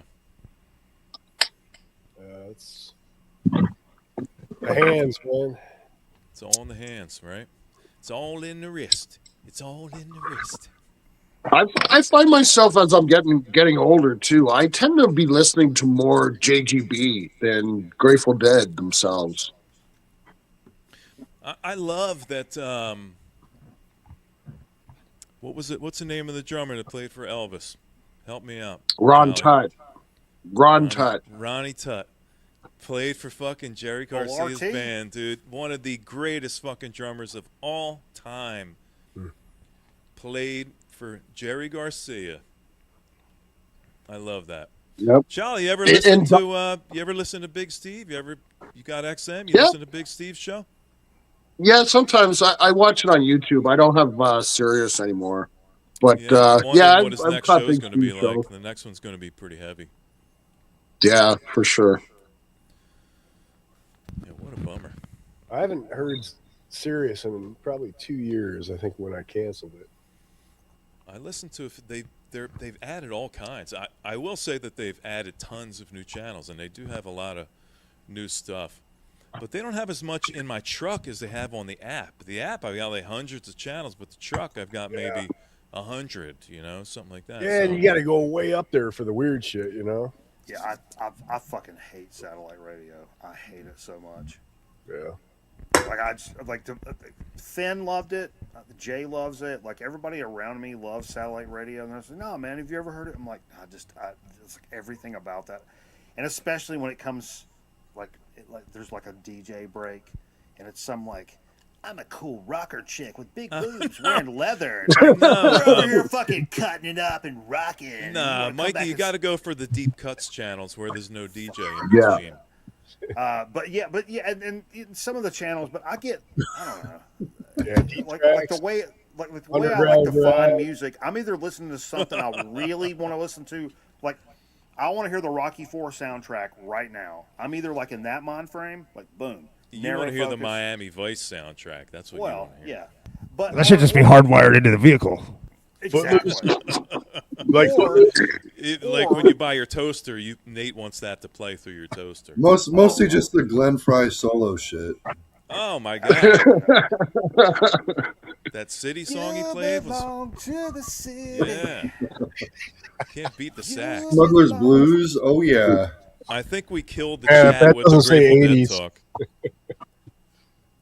No, but I either want to listen to something very specific and I know exactly what I want to hear, and boom, I go look it up and listen to it, or I'm in like this phase where I'm like, okay, like 80s, 90s noisy punk, and I'll put in a band and I'll start kind of searching around that band. I don't want a DJ throwing up Smashing Pumpkins in the middle of that, even though I love Smashing Pumpkins. I'm on like the hunt for like something. That's why I don't like satellite radio, because I don't want it to. I don't know. I picked up a bunch of those Cherry Red. You know that label Cherry Red, the CDs sets. Yeah. So the box sets. I think it was like 77, the year punk broke, and then there's like 78, something a Dayglow. 79 gets into your more power pop stuff. It's all UK stuff, you know. And then I think I got 4 of them, but that's what I got in my car, because my car's got a CD player, and there's always a CD in there, you know. Yeah. I never listen to radio. The only CD I have in my car right now is Earth. Yeah. Yeah, my stereo in my car like stopped working, so it's been like all like earbuds and shit. Yeah. I need to like fix it. I have a ritual of when I get to my job in the parking garage, I roll the windows down and play Hammer Smashed Face really loud as I drive to my parking spot. Okay, sure. Good acoustics in there. Would you say that's the only CD you have? It's the only CD I have in my car. Oh, okay. I was gonna say, is there any reason you would choose that over Devoured by Vermin? Well, Hammer Smash Face, man. I don't know. It just has that groove, dude. It's got that. Ace. If it's good enough for Ace Ventura, it's good enough for me. You know. Yeah, Butcher to Birth is pretty unimpeachable. Oh, that's awesome. No, if I'm not listening to music at home, I'm streaming whatever it is that I would be listening to at home while I'm at the gym. Like that's pretty much as far as my music habits go. I don't pay for any type of music service. I've been seriously considering, like, if you guys didn't know this, we talked about it on the show, but like, if you're a Spotify guy, which I built like a Grown Man Record Night Spotify playlist, which is dope, but of course they pop you with I blocked all things Spotify from my shit. Yeah, if you got the cash, I'll be your streaming service. Yeah, I'll do it for you. You call me up. Just let me know when you're getting in your car. I'll go live. You know, I've been way more impressed. Long as the check clears. You take checks? Holy shit. I'll take that. Hey, Nate, what are you doing tonight? Oh, I gotta go. I gotta do Mikey's stream, man. Yes. Randy's going to work. I gotta play some Bob Seger. Oh, man. Mikey's got to stop at the grocery store on the way home. This is gonna be a long ride, brother. Mikey loves Bob Seger. Loves him. I heard that about him. Yeah. Yeah. Fucking loves him. Look. No, I'm with you, Mikey. Like I can't do Seeger whatsoever. Look at that man. dude. Look at that fucking mustache. Got the No, it's not even Manhattan. I really like Last Heard. It's a Mystery with the song Manhattan on there is a good song. I don't know. The older I get, the less I can tolerate music that's like pre-1985. I still love my shit. Dude, I'll tell you, I saw the Broadway show it was like the Bobby Darin Broadway musical. It was fucking amazing. It was so good. Is Bobby Darin the dude that had like 19 heart attacks? Yeah. And you can get those Bobby Darin albums in a row. They played him and he's laying on the floor singing. He's so chill, he just lays on the floor. Listen to how this played out. No, that was Tiny Tim. Wasn't that Tiny Tim? Hey, try not to have any heart attacks on your way through the parking lot. Yeah, Tiny Tim used to rub Preparation H on his face because he said it was good for his skin. Don't suck any dick either. No, this show was in the round, the Bobby Darin musical, and so the cast is like walking all through the fucking crowd and shit. And I didn't realize they kept telling me, "Oh, the main star is Jonathan Goff." Jonathan Goff. I don't know who that is. I get there. That's the dude from Mindhunters on Netflix. You guys watch Mindhunters? That was the one where they got Ed Kemper and fucking Yes. yeah. I saw that. Yeah, that was It's good. phenomenal. Good show. Well, the main dude, the young cat, that's the guy playing Bobby Darin. Huh. And I'm like, up, down there, that guy. And he's walking all through. He's like right over next to me, and I'm like, oh, this is dope. And he's like doing a good job. Because I don't like traditional like Broadway kind of stuff, but like this was really cool. They were playing, Mac the Knife and all that shit. But at some I had a point, client, dude. I had a client tell me that they thought I'd like Hamilton, and I'm like, how well do you not know me right now? No like, no way. But no, in the intro while they were doing this, and Jonathan Goff is stomping around the crowd. At some point, he goes, "May I have this dance?" And the spotlight hits this spot, and it's fucking John Stamos in the crowd with me watching this performance. No bullshit. John Stamos. He gets up, and Stamos does a little twirl, and then Been jealous of that guy my whole life, man. He's got good hair. He's got really good hair. I spent and he plays with his hair more than anybody I've ever seen in my life because I spent 75% of the performance watching John Stamos. If I had that hair, I would play with it constantly. You got Stamos. It was so fucking awesome. What was his connection with the Beach Boys? Didn't he like play drums with them for a little bit? Yeah. Dude, I saw John Stamos on stage with the Beach Boys. It was a real thing. It was like he had one song. He drowned the drummer, didn't he? Didn't he hold him under that? I thought he was like an official member for like Cold Blood, 3 or 4 years or some shit. An official member of the Beach Boys? That's what I thought. I was under that impression. Yeah, absolutely. He was. Or Yeah. is. Or, The Beach Boys should have ended it like in '70. That makes me wonder if John Stamos has a Charles Manson connection. Yeah, he was kind of in hanging out with them, and what was it? Something happened on his sailboat, and he dove down to try to fix it, and he drowned, banged his head under his boat. John Stamos? I wish. No, I'm talking about the drummer from. Dennis Wilson. Are you talking about Dennis Wilson? Yeah. He was in with like Manson's, or I don't know the connection, but I thought it was an undercurrent or something. Something happened on his boat. He dove down to fix it. No, maybe banged that was Randy California. I wish it was Pauly Shore. I've seen him recently. Yeah. What's up with I wish it Andy was Maury Dick, Povich. Pauly I Shore? don't know, we're It's just these throwing out fucking names. guys. I'll throw one out. Did you see Andy Dick lately? They found him in an alley. He had a giant purple lip, and he's passed out on crack. He had a stroke. Jeez. Yeah, he looks way worse than I do. You did, Eric, didn't you? I know you did. I saw him. No, I fucking hate Andy Dick so much, dude. Yeah, I mean, no like, one deserves it more than Andy Dick. That kind of tickles me like a little bit, like if I'm honest. But Pauly Shore, I have like a soft spot for. Like, I met Pauly in real life, and he's actually kind of a sweetheart. He's always pumping up how his mom owned that comedy club. And people. When I lived in Vegas, we were waiting for we went to a casino and we fucking played bingo for like 3 hours. And then when we were leaving, we were getting the car back from valet, and Pauly Shore was waiting for his car from valet with his girlfriend. And my roommate was like, "I gotta squeeze the cheeks," and she like went up and did like the chipmunk cheek squeeze. I bet he loved that. He was a good sport. He was a good sport. He was. That's what I was going to say about Stamos. Like, as much as hate him, whatever. But he stopped and took pictures with like everybody in the crowd. Like in the intermission, he was like nonstop, just like taking pictures. He's real nice till he squeezes cheeks. Yeah. He's like, his little response was, no squeeze of the cheeks. Adrian says she hung out with Andy Dick in an RV.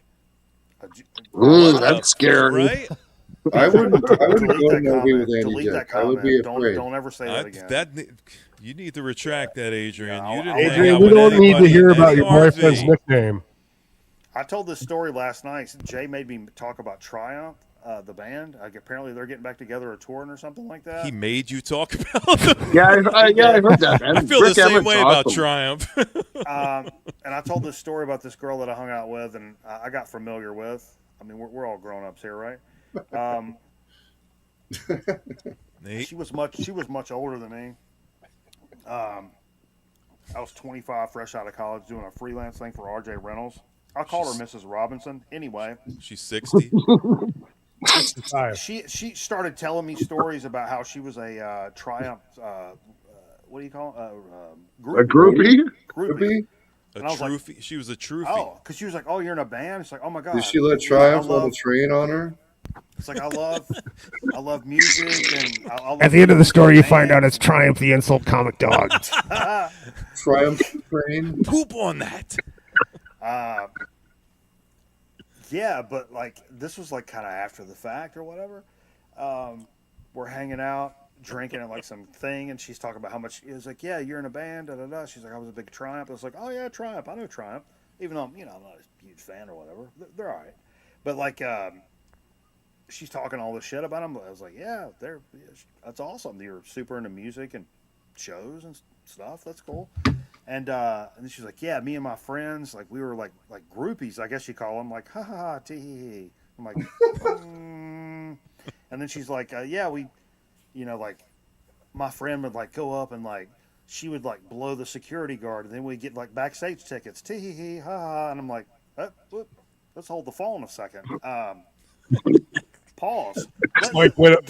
Mikey went over and put a security guard outfit on.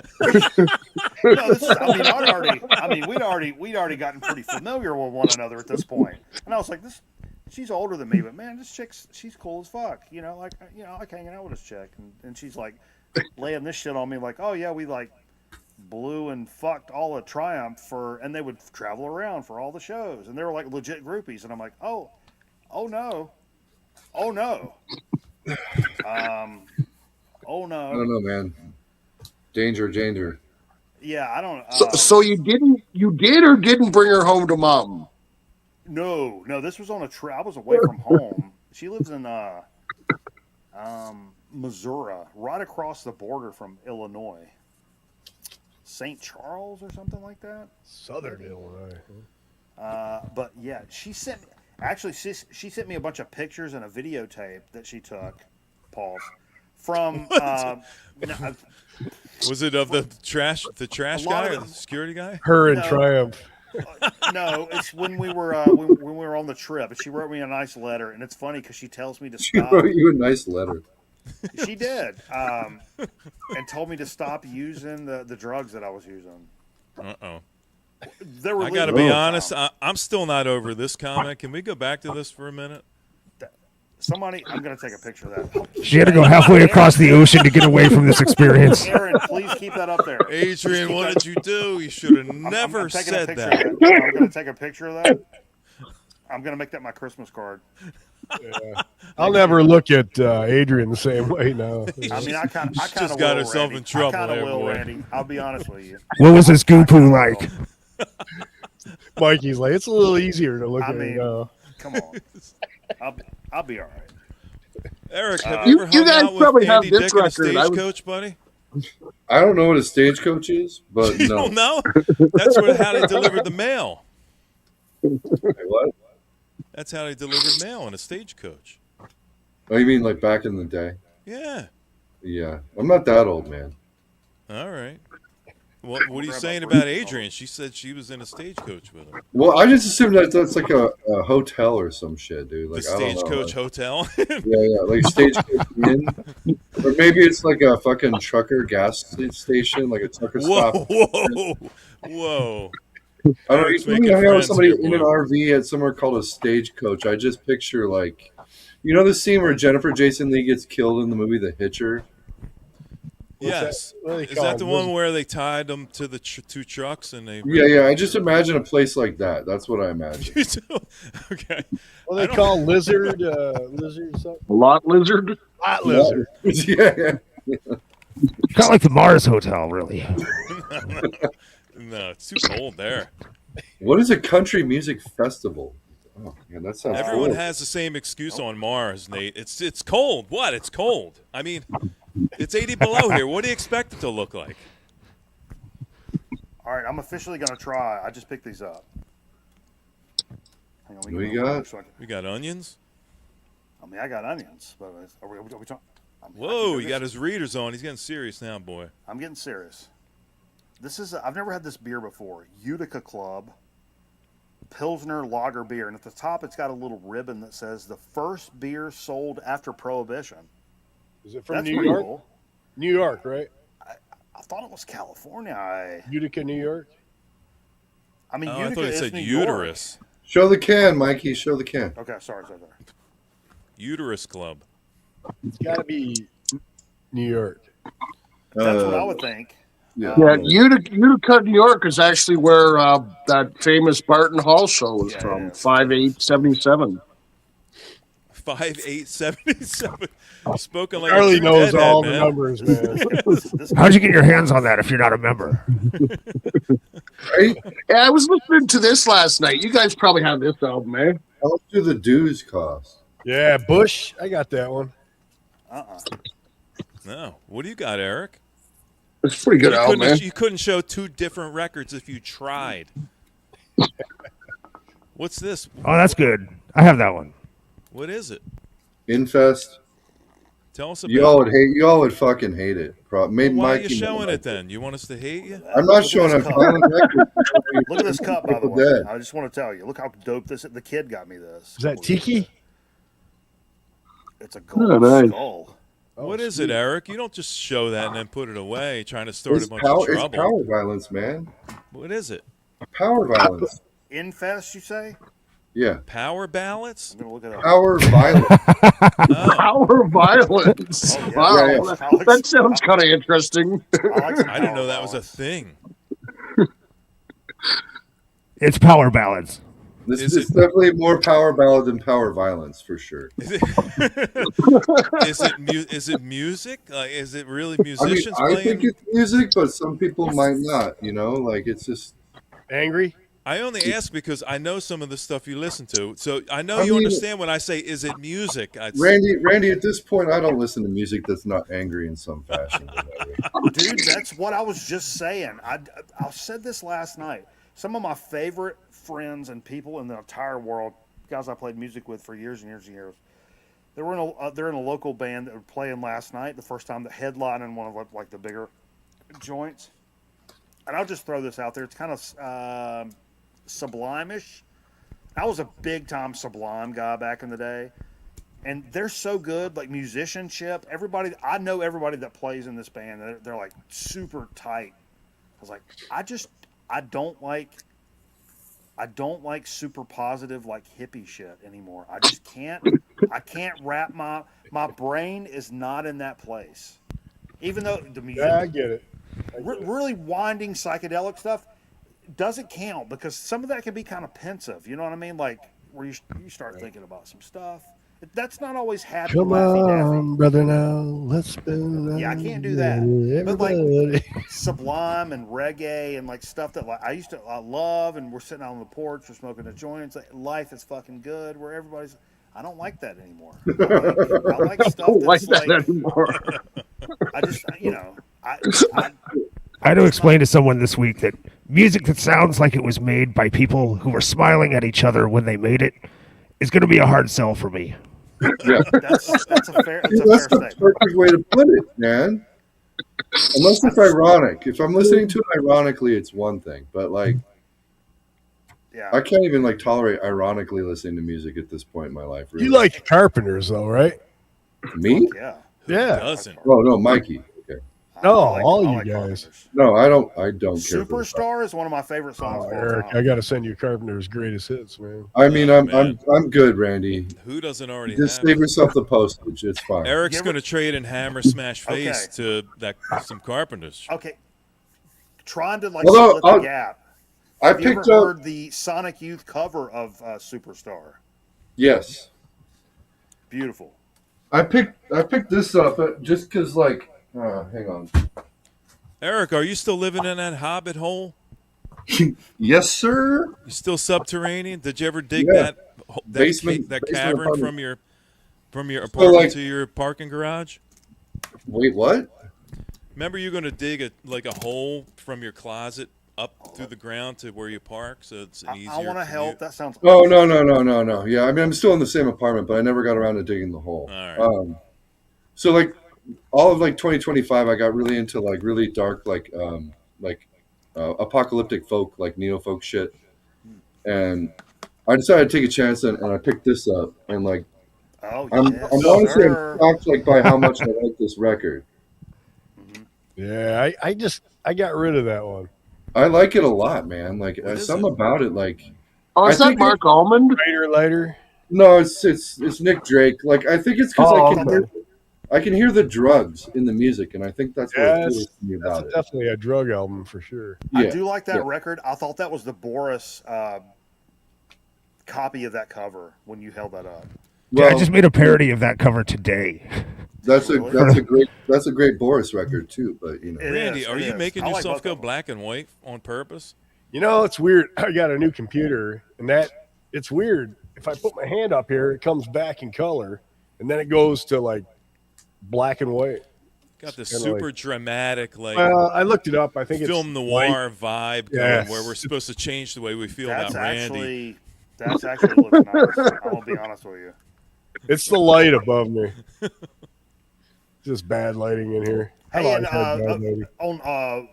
on Valentine's night, I'm nominated for an Emmy. I think I'm going to stream the ceremonies. ooh, I'm seriously nominated Nice. for an Emmy. that's Yeah. An cool. Emmy Yes, sir. for what? It's the second time I've been nominated, but this one I think I got a pretty good chance on this one. What did they nominate you for? It's for a series I did about after Hurricane Helene in the mountains of North Carolina. Wow. I thought Emmys were Canadian based, are they not? Or is that Juno's? Ah, It must No, it must be Juno's. Never mind. Juno, Sorry. Juno sounds Canadian as fuck. Charlie, Yeah. what is it like living in such a corrupt, upside down country? Oh, it's terrible, you know. What is it like you know? having living in a country that China essentially runs? Oh my God, what are we doing? I'm an apolitical person. I don't talk politics. Well, at least he understands what I'm talking about. You can't deny that. What, you like ape politics? I just don't care about politics. You know, yeah, unless it comes knocking on my door, I really doesn't concern me either way. They just came knocking on his door. That's what I mean. Leave me alone. Get off of me. Ah! Well, good luck on your Emmy, Mike. Hey, thanks, dude. No, I was just, Yeah, that's cool. dude. My the people I work for, they said like, so the ceremony is in Nashville, and they were like, we'll pay for like you and plus one. I'm like, oh, that kind of hurts. Who's it going to be, Jay? Actually, I was gonna be cameraman. He's my best friend since like second grade. I was like, dude, let's cool. go up like a gay couple and shit. It's like we can hold. You gotta hands. hold hands. We'll hold hands and go up and get the Oh, fucking man, you award. gotta And hold I'll hands. stomp up there. Mikey's going to call that groupie up. I was already talking about, dude. It's like, dude, I'm gonna wear a fucking tuxedo shirt, like t-shirt, and just, man, I'm gonna be a fucking belligerent, fucking. Mikey's like, I'm off the drugs now. Let's do it.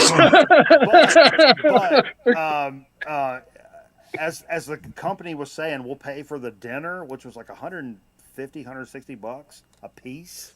Said we'll pay for you and plus one, but then I'm like, I gotta get like flights and like hotel and shit, and I'm like, yeah, it's gonna end up being like $700-800. Like, I'd do it anyway. But I thought about man, I just, if I won it, it would be dope. If I lost and did all that, I'd be punching holes in walls.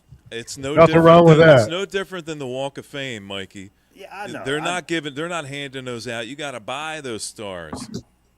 But as we were like, right after they told us like that they would like pay for it and shit, I got an email. It was like, oh, we're sold out, like for the tables. I'm like, oh well, fuck. But I was already like, I don't know, man. I could go spend that money on that trip, or I could buy a new PC or something. You know, like $800, $900, like $1,000, like essentially $1,000 when it's all said. and done. Yeah, if you're nominated, they should give you the shit free, you know?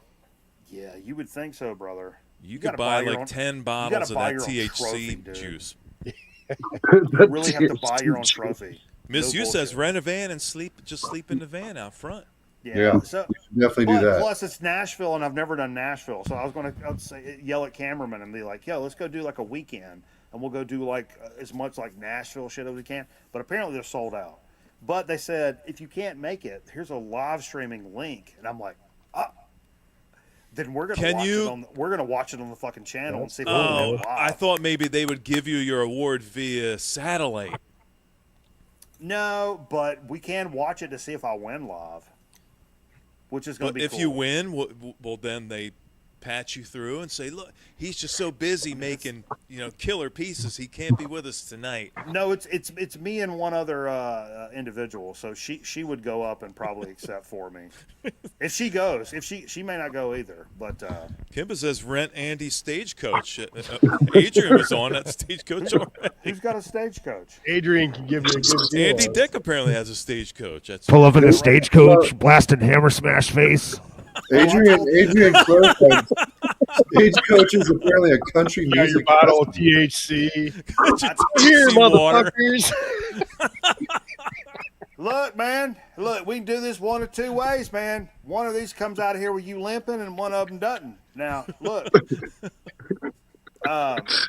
Cousin Eddie's out in the camper waiting for his awards. Ronnie said we ain't got better till 7:45 tomorrow, man. If you want to do another beer or something, man, I'll hang out with you. I know this chick, man. She'll suck your dick, dude. I used to love hanging out with all my like blue collar friends, like in the early days. Like, hey man, Ronnie just texted me, man. He said we ain't got to be there at 7:45, man. Let's do another shot, boy. What? I love that shot. We got another 10 minutes. Let's do another shot, man. Yeah. Danny's right. I don't think I'll ever have a potential Emmy winner on this show ever. Oh, I've got. This is the second time I've been nominated. I got the first. Actually, Finn did it. They sent me like a thing, like you've been nominated, and Finn put it in a fucking frame. It's like hanging in the living room in there. But I didn't win. I didn't win that time. And So what? Man, I just want You were one. nominated. I want Screwing one up. this time, man. I want to get one. We're gonna get one.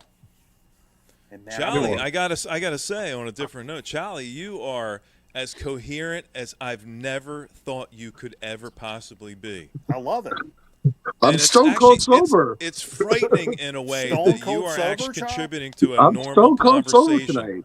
I don't know if I like it. His internet connection is sober. I'm a little put off by it, Randy. I almost expected the porch and the choking on your own lip and that kind of stuff. And Solid shot, solid audio, not fucking. Yeah. I feel like I'm seeing Charlie for the first time tonight. I think Charlie's going to win a fucking Emmy. Charlie got a tonight. haircut. He's ready to go tonight, man.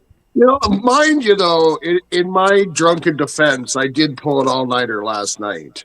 So that's Hell why yeah. I'm not drinking today. Hey, you bounced back pretty good, my friend. Yeah.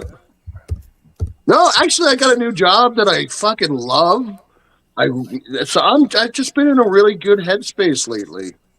No You more know? forklift driving? No, I'm picking orders, but it's like 5 minutes from home, and it's a glove factory, so it's like a pillow factory, man.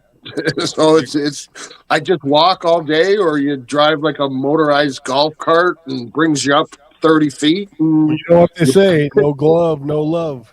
I was going to say, Exactly. you must be No, gloving it.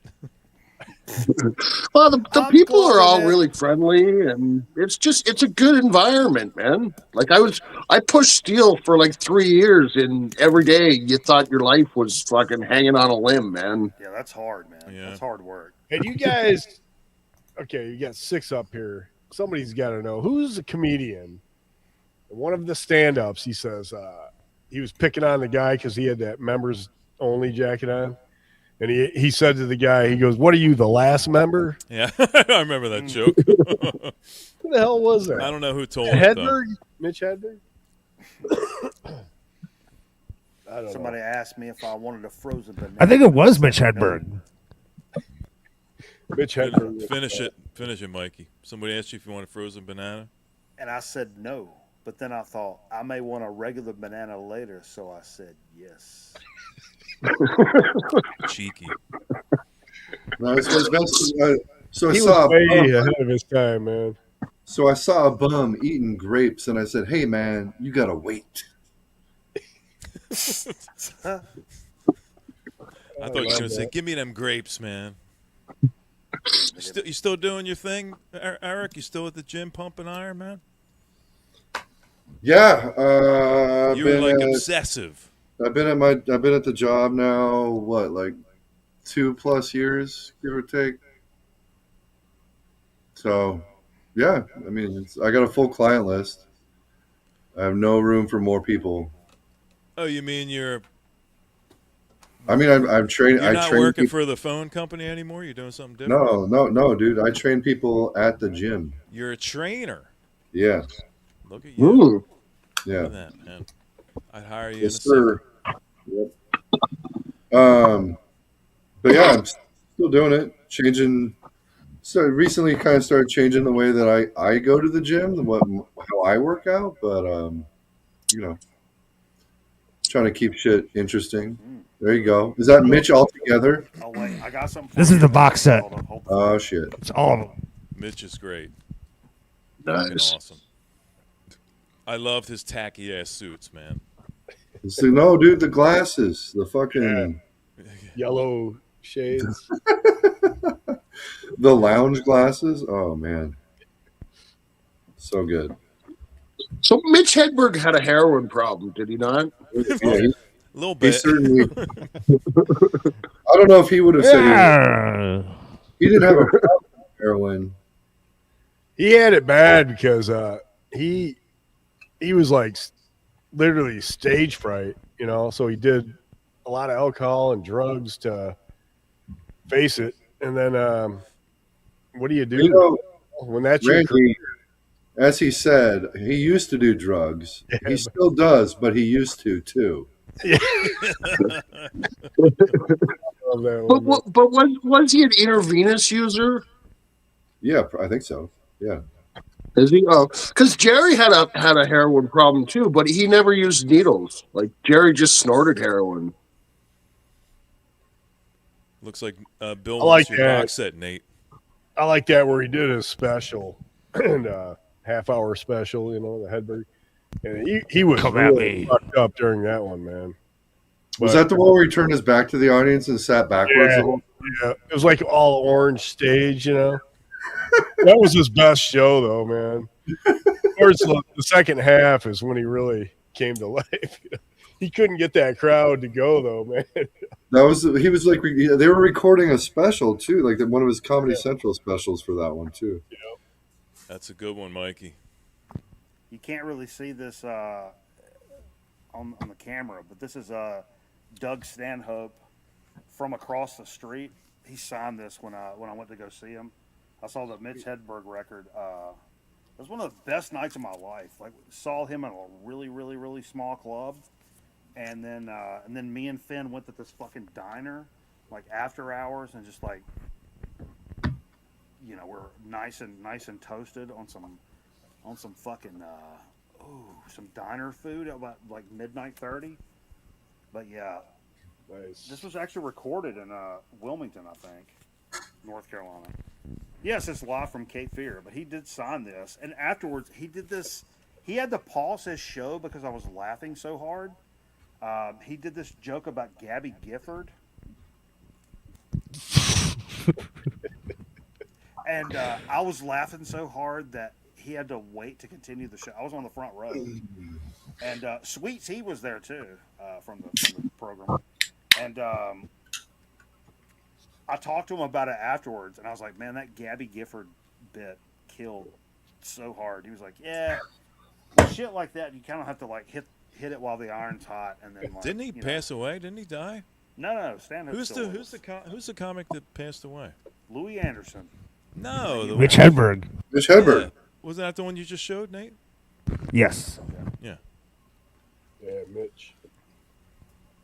that's right. Bill wants your box set. Mm. Bill wants your box, Nate.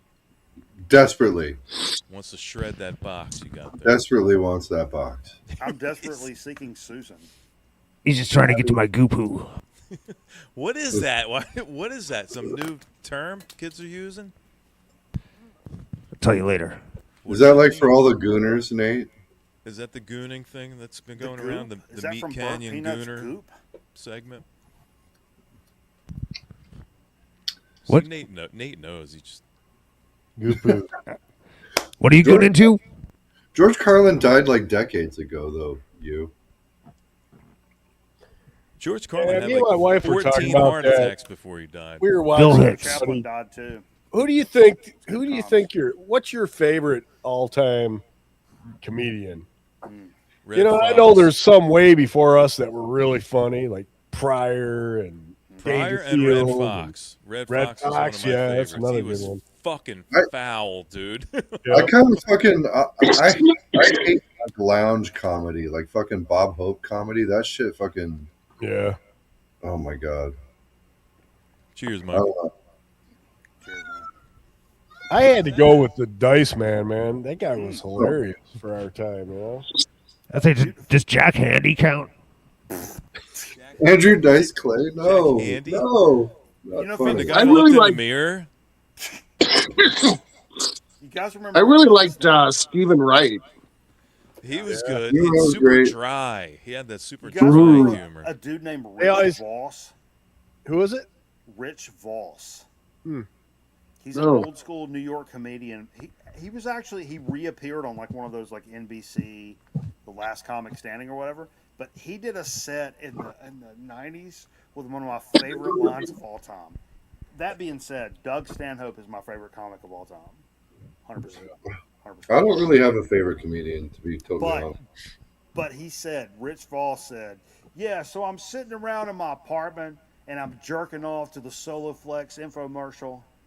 Not the chick in the gym. Not the chick in the gym. The dude playing flag football outside the college. He's the one I like. It's the greatest line I've ever heard in my entire life. It was so fucking good. And anybody that's ever seen that Soloflex infomercial, the dude played. Anyway, that's my favorite. But like, what really set me off, honestly, was Bill Cosby himself. Yeah. When I was a little kid, I memorized that entire thing when I was like 5, 6 years old. And I would go to school and I'd just be spouting off Bill Cosby himself lines. Like I seen Cosby at the Chrysler Arena up here at University of Michigan. Did he roofie you, Randy? No, this was it could have been, man. That was the era. Give you some battle drill. Sit back. Roll D. Back when in like was it 2000 in 2004 to 2007 I lived in Vegas and worked at Radio Shack. And all the store managers had to go to this Radio Shack like company-wide meeting in the MGM casino that lasted for like a full fucking week. It was misery. But the first night that we did it, awesome. Yeah, so the first night of the convention, they got Jay Leno to perform, but all of his comedy was tailored to like Radio Shack jokes.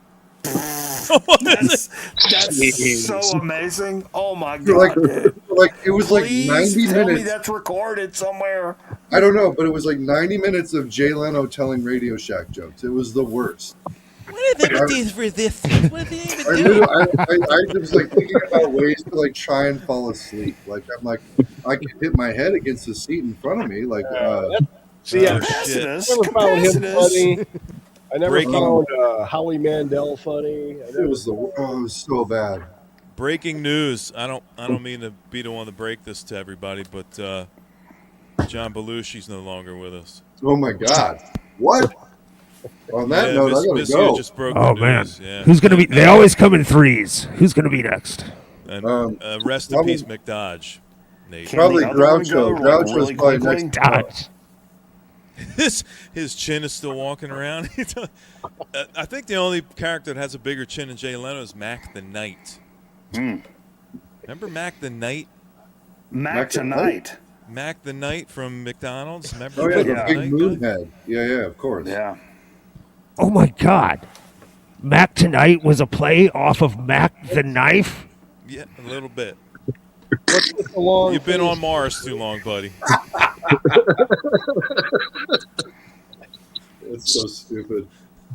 Yeah, I never mind. I'm not gonna say it. I work with somebody that I refer to as Mac Tonight, and nobody gets it except a couple of people, and they're like, she does look like that. 1 out of 10,000 people know that length and night guy. Oh shit! All right, I'm gonna take off. Already?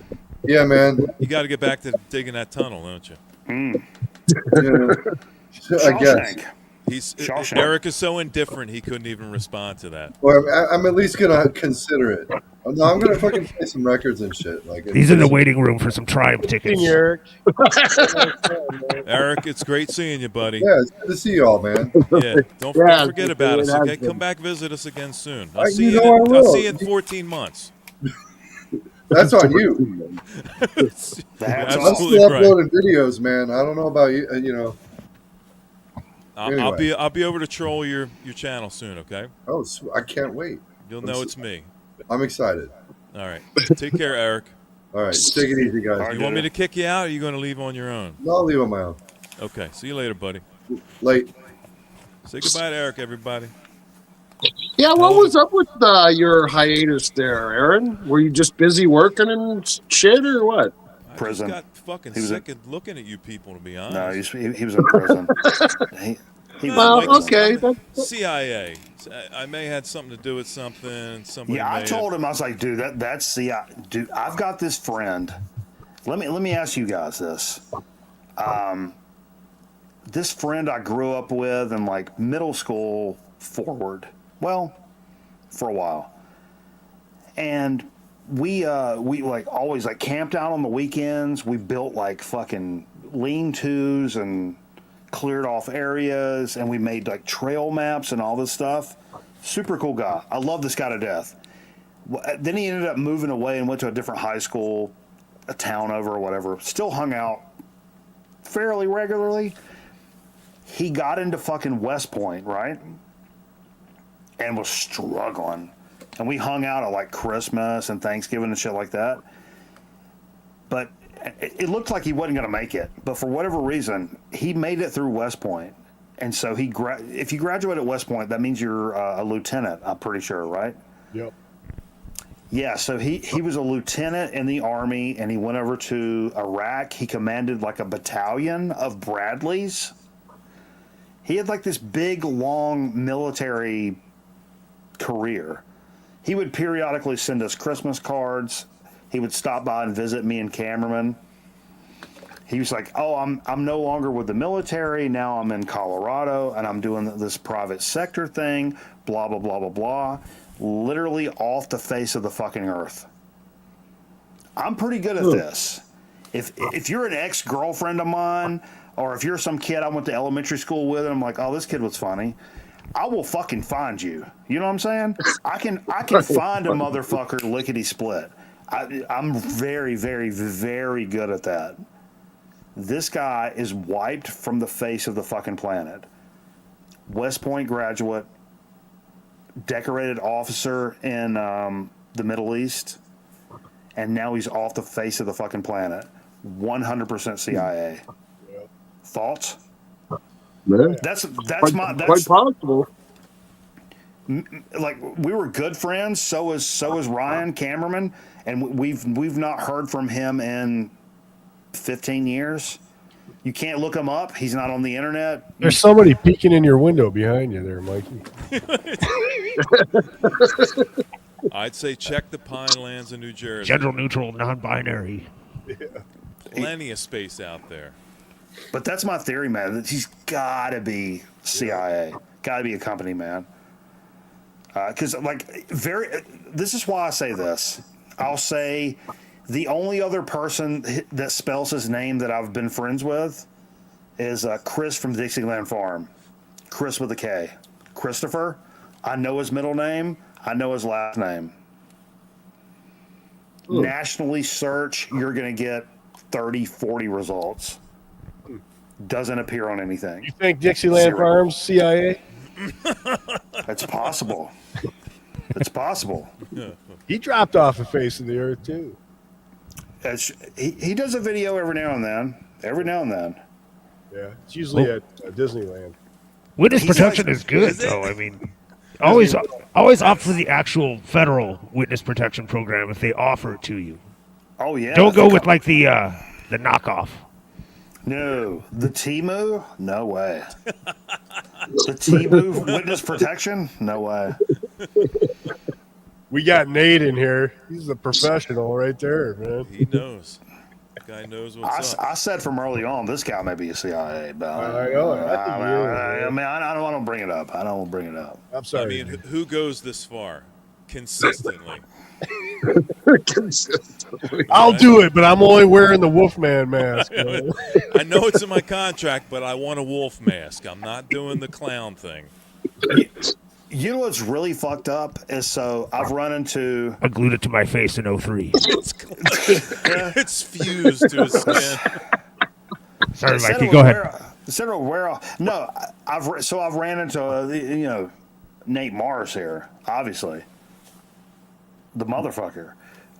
I've also ran into this guy on Twitch streaming who plays Counter-Strike full on wolf. What do you call? I don't want to say the wrong thing, but like really plays as a wolf and plays legit competitive Counter-Strike in full like wolf. Nate, is this a thing or what? Attire? Is there more the community here, Randy? What? Who isn't biting the wolf style these days, right? Is he a furry, man? Is he a furry? I mean, I don't want to say furry because that's got a negative connotation and like whatever.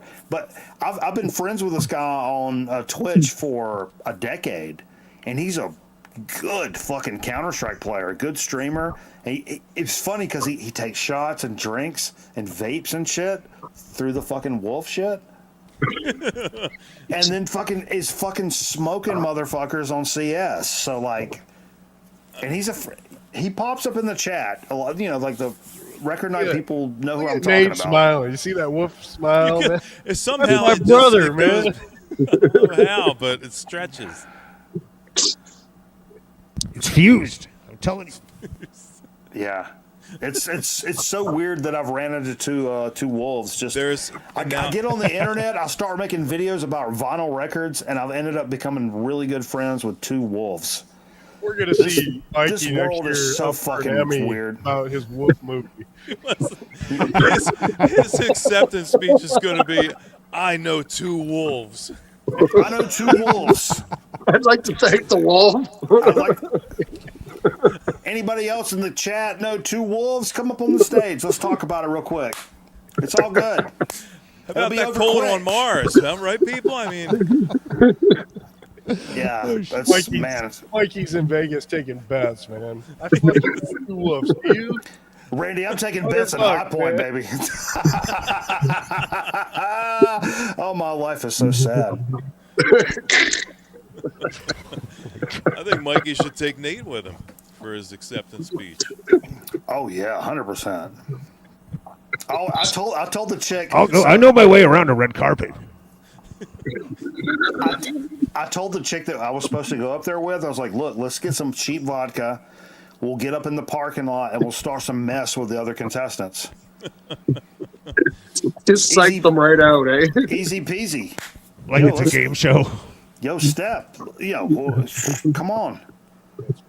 You think you got the best fucking video series in Mikey, this region? How much do they want for a trophy if you win? I don't know. I'm not real sure. those things are solid gold now, aren't they? Or crystal? Are they? I don't want to look that up. Because I think that's kind of bad mojo if I look it up how much that costs. You tune in on Friday and Mikey's record collection is suddenly half the size. You know why? Yeah. Got rid of all my George Benson records. A big trophy, I'm kissing it. Oh, you guarantee I'm taking a picture kissing that thing if I win. Open a beer with it. Motherfuckers don't know about Ustream. I'm that dog, bitch. I'm the OG. Yeah, that's why it's probably better I'm not up there. So Derek's in the crowd. How many people here have bought Derek's album? I got it. I've heard it twice. It's a good one, man. Phenomenal. Charlie, you need to pick up Derek's debut album, Astral Yacht. You'd love it, man. It's good. Yeah. Psychedelic. You would love I, it. I should. I just don't buy anything online. It's one of those rabbit holes I haven't gone down. I'm not even fucking around. That I had Astral Yacht recommended to me yesterday during my stream. I had no idea that Psychedelic was connected to it. That's the man. So Oh, now, cool. Yeah, that's awesome. time That's to pull even the better. The trigger. whole project. It's not on It's just- SoulSeek. Yeah, because it's one thing. I say this about like Holy Roller. It's one thing gassing your fucking buddy, and you're like, because I gotta gas my fucking buddy. But if you really believe it, it's a next level shit. Because you're always It's gonna. a fun album. It's fun. Yeah. It's Yeah, good, it's man. good. I'm I gonna like it. check it out. Now I know He probably went to sleep 6 hours ago, so I don't. He's probably not here, but No, he was in there just a couple minutes ago in the chat. he probably had to pee. You know how we got to get up and pee in the night. So. I've got Somebody's a device breaking down into there. his car out there in Nebraska. And Nate- what's Nate his band just, called then? It's called Astral. It's called Astral. The album. Well, the band's called Astral Yacht. Nate Bouchard has put the link in the chat. The album? The link's in the chat. Nate just Yeah, put it click- in the chat. Yeah, It's click got that a link band- in the chat. You can go right He's got to a it. Bandcamp page, Charlie. Yeah, you can stream Perfect, it. And thanks. if you dig it, then buy it. Hell yeah. Derek is still awake. Apparently, he's still here. I can't believe he's still awake right now. I'm shocked. 50 About copies 50-ish left. copies left. Oh, He's got okay. 50. Can't wait. I bought 3 copies. You bought 3? I ended up. Wow. Yeah, I sent one to Hogs Air Report. He doesn't buy online. You know. Maybe I'm gonna have to send one to Charlie now. But anyway, I bought 3 copies. So I'm waiting for those 50 to sell out, and then I can put that one up for about $2,000. Oh, perfect. Yeah, Perfect. put it up on Discogs. Well, and that's the thing. Shipping costs nowadays. Like, I'm in Canada. Shipping is just ridiculous. Yeah, I was gonna say that album will cost you $90 to send to Charlie. I sent Bobby a pack of 45s years ago. I went to the post office, and I had a couple more I had to send out. They were like $6, $4, $60 fucking dollars to Canada. That was back before all this shit hit. You know, Mm-hmm. crazy, man. It's not right. No. That's not worth it for America Junior. Yeah. That's a Simpsons joke. I'm not making a political thing. I That's a thought we were Simpsons joke. America. I thought we were America Light.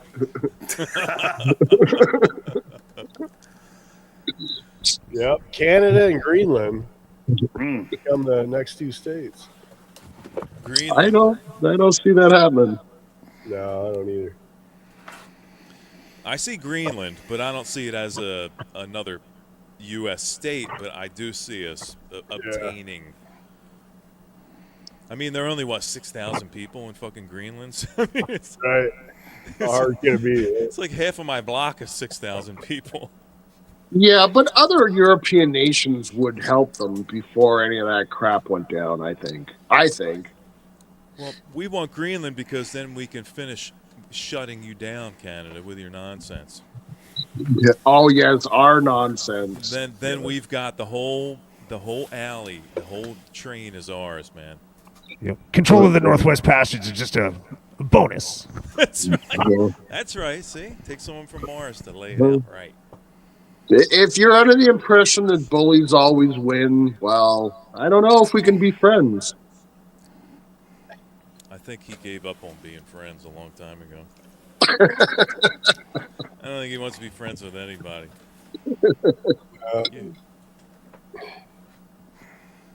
Yeah. Well, what are you gonna do?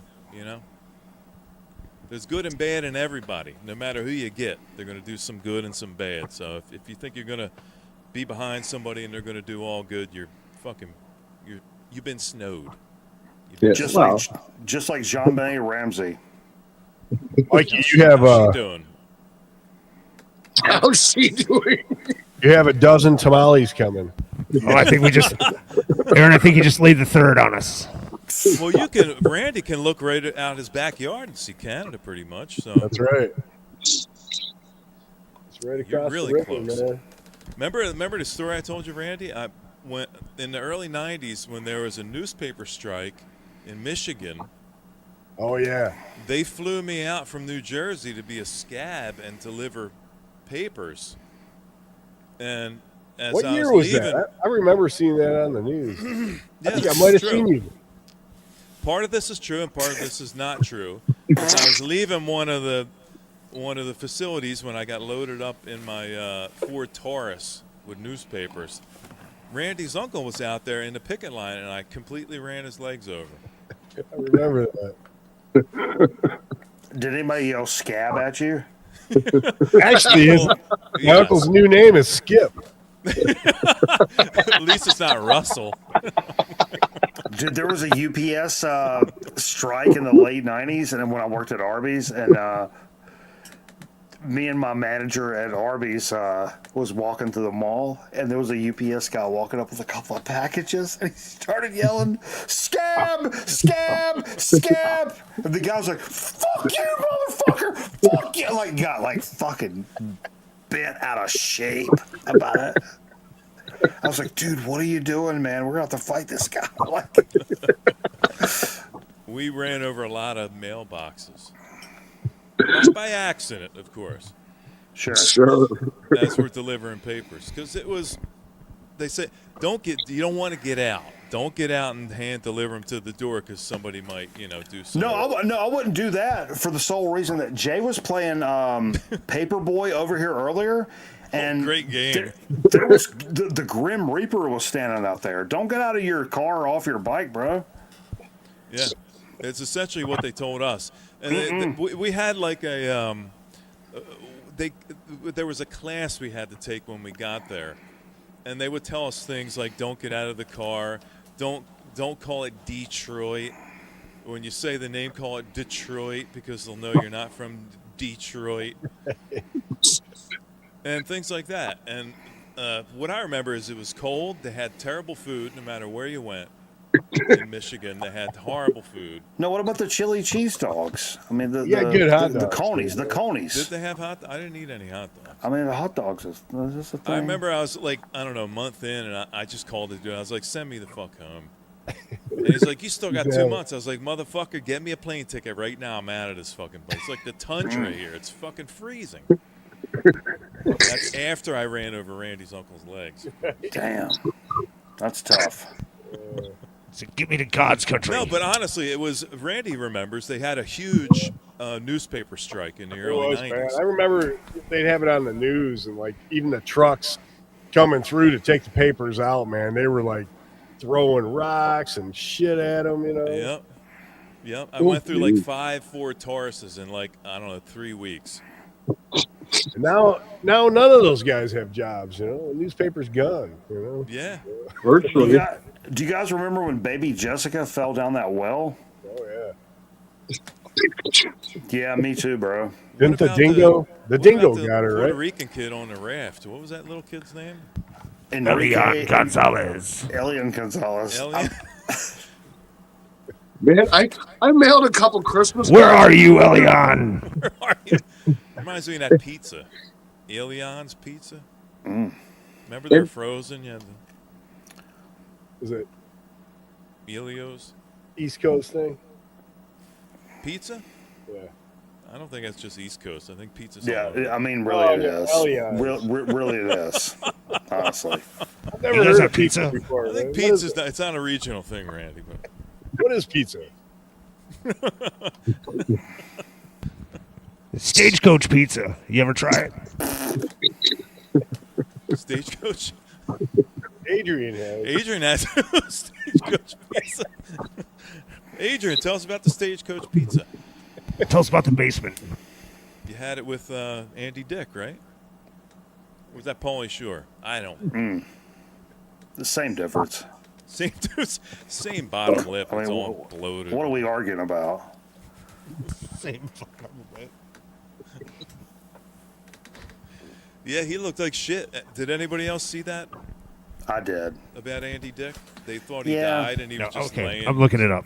Yeah, laying that's next to tough. some taqueria somewhere. I mean, Yeah, that's the he way I looked want. pretty bloated, man. Like you he's saw got he issues. did, didn't he? That's the way I want to go, His though. lip was Like, like, look, on the sidewalk next to a taqueria, surely. I mean, boom. Just check me out, brother. Where- I'm good. I'm good. Sure. just give me some churros and just let me go. Give me some al pastor. Woo! That's my shit, baby. Al pastor. Man. Just you finding it, Morris? Seeing it? Yeah, I think so. The Takes a fact that while these to connect people to the even- Mars satellite. He just It takes a minute. It's like kind he of like, just like asked DSL, Jeeves. Randy. He just asked Jeeves. This? All right, Miss Hugh's leaving. wait. I guess Later. her boyfriend woke up. Miss Hugh's got to go. Is that Michael Pilmer?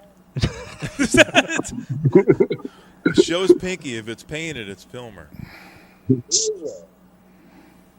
Pilmer has one pinky. Yeah, painted. blue. Now, in the day, that used to be like the Coke dude that had the long pinky, and he just. Yeah.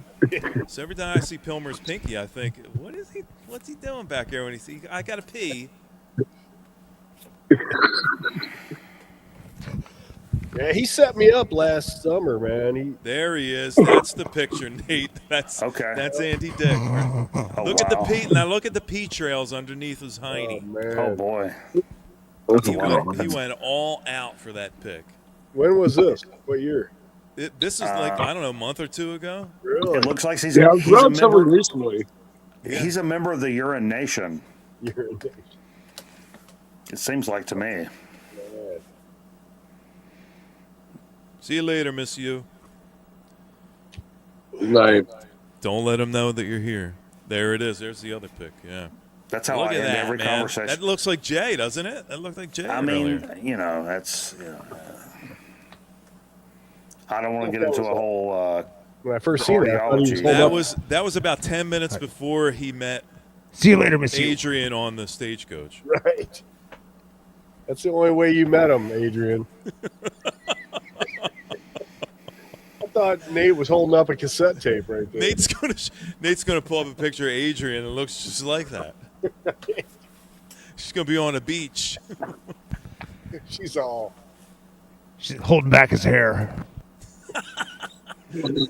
Only the best women do that. It's gonna be okay, Andy. I can't wait for season 4 of White Lotus.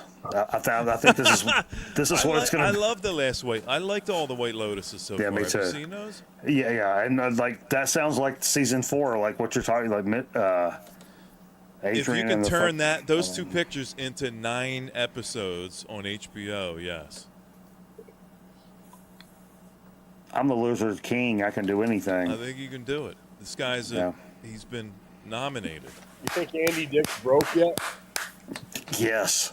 Now, Mikey, if you Did his what now? Did his what do what now? I said, Mikey's you think Andy acceptance Dick's speech, broke? you have to wear that flat brim Coors hat. 100%. Meant for somebody with a head that high. I have so many people to thank. Number one, who's first on your list? Captain Crunch. Richard Lewis. Richard Lewis. Number 2, Jerry Coors- Cantrell. Coors Brewing Company. Number Jerry 3, Cantrell. Yeah, number 3, William Defoe. Number 4. Are you looking at a list? Willem right now Defriend. on the wall? Yeah, he's got it written on his wall. Is that a already. list you've literally written on the wall? Richard Lewis, Jerry Cantrell. Who else? Did you say Jerry Seinfeld? No, it's Arnie Kovacs. Ernie Kovacs. Carrot Top. Eric Billy- the Viking. Billy Blanks. Soupy Sales. Ty Bo? I love that guy. I mean, Denise Austin. Can you thank an inanimate object like shrimp rings? You can, surely, absolutely. Thank you, shrimp rings. Yeah. Shrimp ring Shirley. I gotta go to this. I need to be a part of what Mikey's gonna. If you can get the +1, please. Well, apparently it's sold out. I was going to go up there, but I'm just going to live stream it on the channel Via satellite. Via satellite. Mikey Bananas. Thank you, Richard. Valentine's night. On Valentine's night. Okay. Yeah. That's when they announce the thing. It says, "We're in love with the Emmys," is like the theme. We're in love with the... whatever. Never are there more lonely, desperate people than on Valentine's night watching TV. You know they got a discounted rate on the venue. They did just because of the date. It was $160 a pop, and it's sold out. I'm pissed off. You think you get more for some taquitos and ginger ale? $160. Yeah, that was going to be taken care of. I was going to have to worry about my flight and my hotel. There's which was going to be tough. You got to wash the hand towels when you're done. But then when I realized, like, yo, I can actually like stream this, which is my fucking comfort zone. You should stream it live, like. Yes. Like on your channel. Adrian says she's been with Gary Busey also. Oh my God. Gary Busey. His dick is shaped like a question question mark. mark. Talks about cheese or something. What's the random? Get out of my perimeter. Hey, What's somebody's that? got to call off Operation. That black sheep one of us or is crazy. The war's Charlie called. The war's over, man.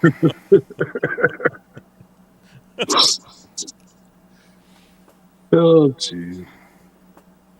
Listen, guys, I want to thank you for coming by and hanging out. I know it's been 14 months or so. You're thinking us? What? I know we got off to a rocky start with the DSL and all, but, I got to pinch my pennies.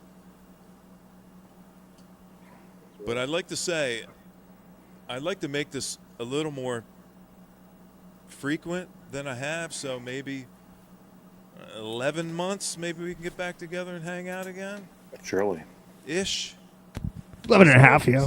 Somewhere between 11 months and never again, possibly. Don't sugarcoat it. I mean, I went through all this trouble to not pay for StreamYard and to have bad internet and to play terrible music on a piece of shit turntable. And hey, are you paying for StreamYard? The duck up there says absolutely I am.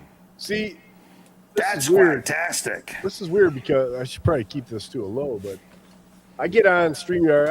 I don't go live all the time. Maybe once every other month or so. But when I go on it, I don't pay for anything. Yeah, no, I was kidding. I don't pay. That's why the duck is up there. Oh, okay. I'm surprised they gave me the Hydra background because typically it's just black. Yeah. But I'm not paying $37 a month for this. Sorry, Oh God, what? Yeah, 37 for the cheapest one, and then it's like I don't know, 65. Then it's 85, and then some bullshit like that. If I didn't want to bring people up, I'd just do OSB, OBS. Right. Not the Streamlabs one. Can you still do it on YouTube or no? OBS? Well, just I guess it would be OBS. Just Mikey knows more than anybody. Yeah, you can do OBS, but you can't have any guests up. It's just you. Right. You can. It's just it's tough to. It's manage. a difficult program to learn. Like Mikey's got. I know OBS. I couldn't figure it out. The fact that Mikey can get OBS working with StreamYard, the dude should fucking work for NASA. Right. Yeah, that's one of the tougher things. And sometimes it's like it works, and other times it's like it doesn't work, and I don't know like why. Or half of your face, and you're like, hey. Yeah. That's how my streams were, man. People would always say, man, your audio sucks, and I've never touched nothing from the last time. And they're working now. I don't know why. I love that people have been saying Randy's audio sucks for 4 years. And he still does nothing about it. No. He just goes, what? I don't know. Hey. Well, personally, I think Randy's perfect. I'm going to be honest with you. Randy is what he wants to be, and you can't fault him for that, right? Mm-mm. No. Don't be what people want you to be. Be who That's you right. are. Fuck them. Yeah. I know they can listen to great music on their own turntable, but why not listen to terrible music on your phone while you're laying on your couch? I mean, what's... Exactly. Yeah. Listen, guys, I appreciate you coming by. Randy, it's good to see you again. Actually, what I did recently, I thought I left a comment on one of your videos where I said text me because I don't have your number anymore. But then I went back and I tried to look for my comment, and I go, what, did Randy delete my comment? Is he all bitter or something? I've never seen it. But then I thought maybe I didn't actually leave a comment. Maybe I thought I did. Yeah, you probably forgot to click It could have been me. I don't know. the confirm button. But maybe next time we do this again, you'll want to. So give me a text because I did. I either lost it or I deleted it because I may have been extremely angry with you. I didn't want to talk to you anymore. But it's one of those two things. Let me see. I either lost it by accident or I just didn't like you. Or burned it. But text me, and when we do this again, I'd like to bring you up if you want to do a set in the future. One time I beat a homeless guy to death. One time? You better backpedal a little bit. It's not. Was it one time? Yeah, I still got it. It's muted now. Muted? No, it's not. Okay. How many times? What's that? One? Not once? All right. Nate, you awake? Starts with a 1. Starts with 1. The dude had it coming. Don't ask my woman for a blowjob to get back to the Crocus show.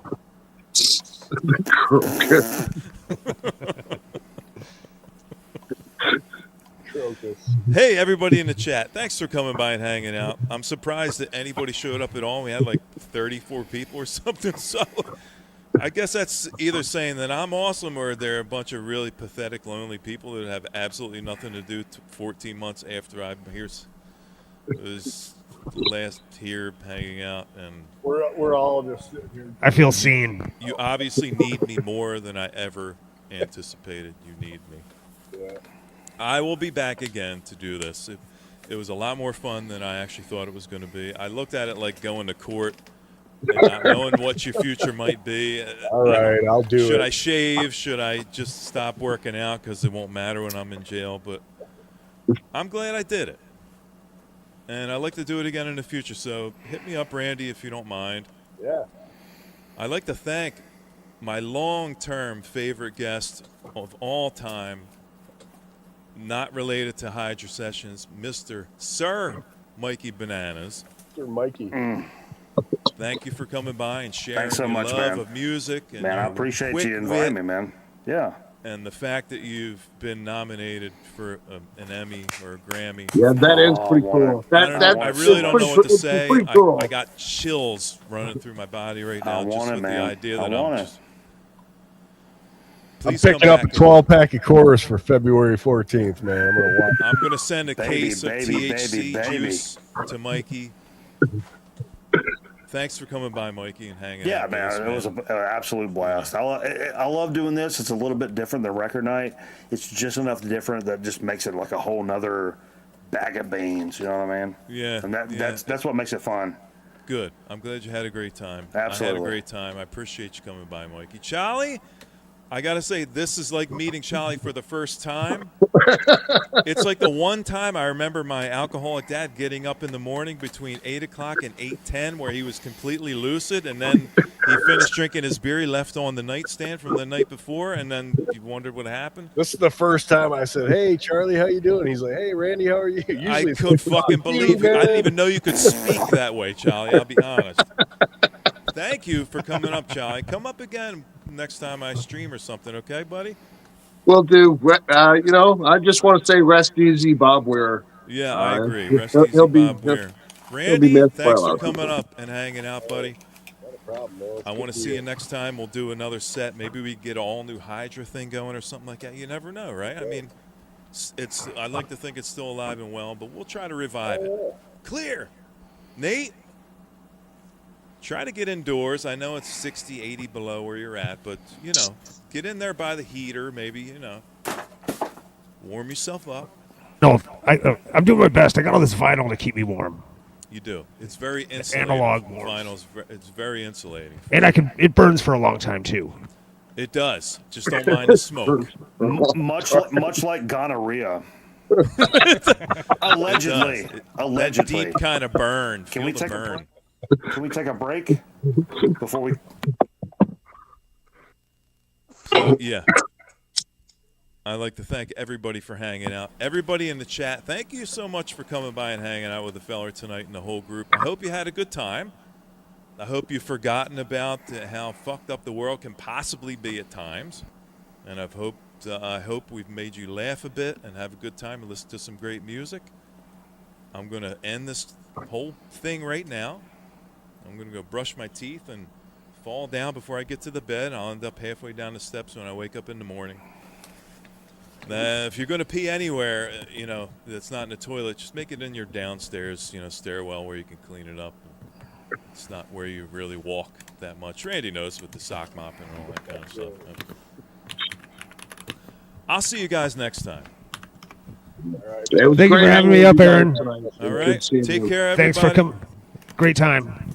Thanks, Nate. I'll see you guys soon, okay? By soon, I mean somewhere between 11 and 19 months or never. Again, I'll try.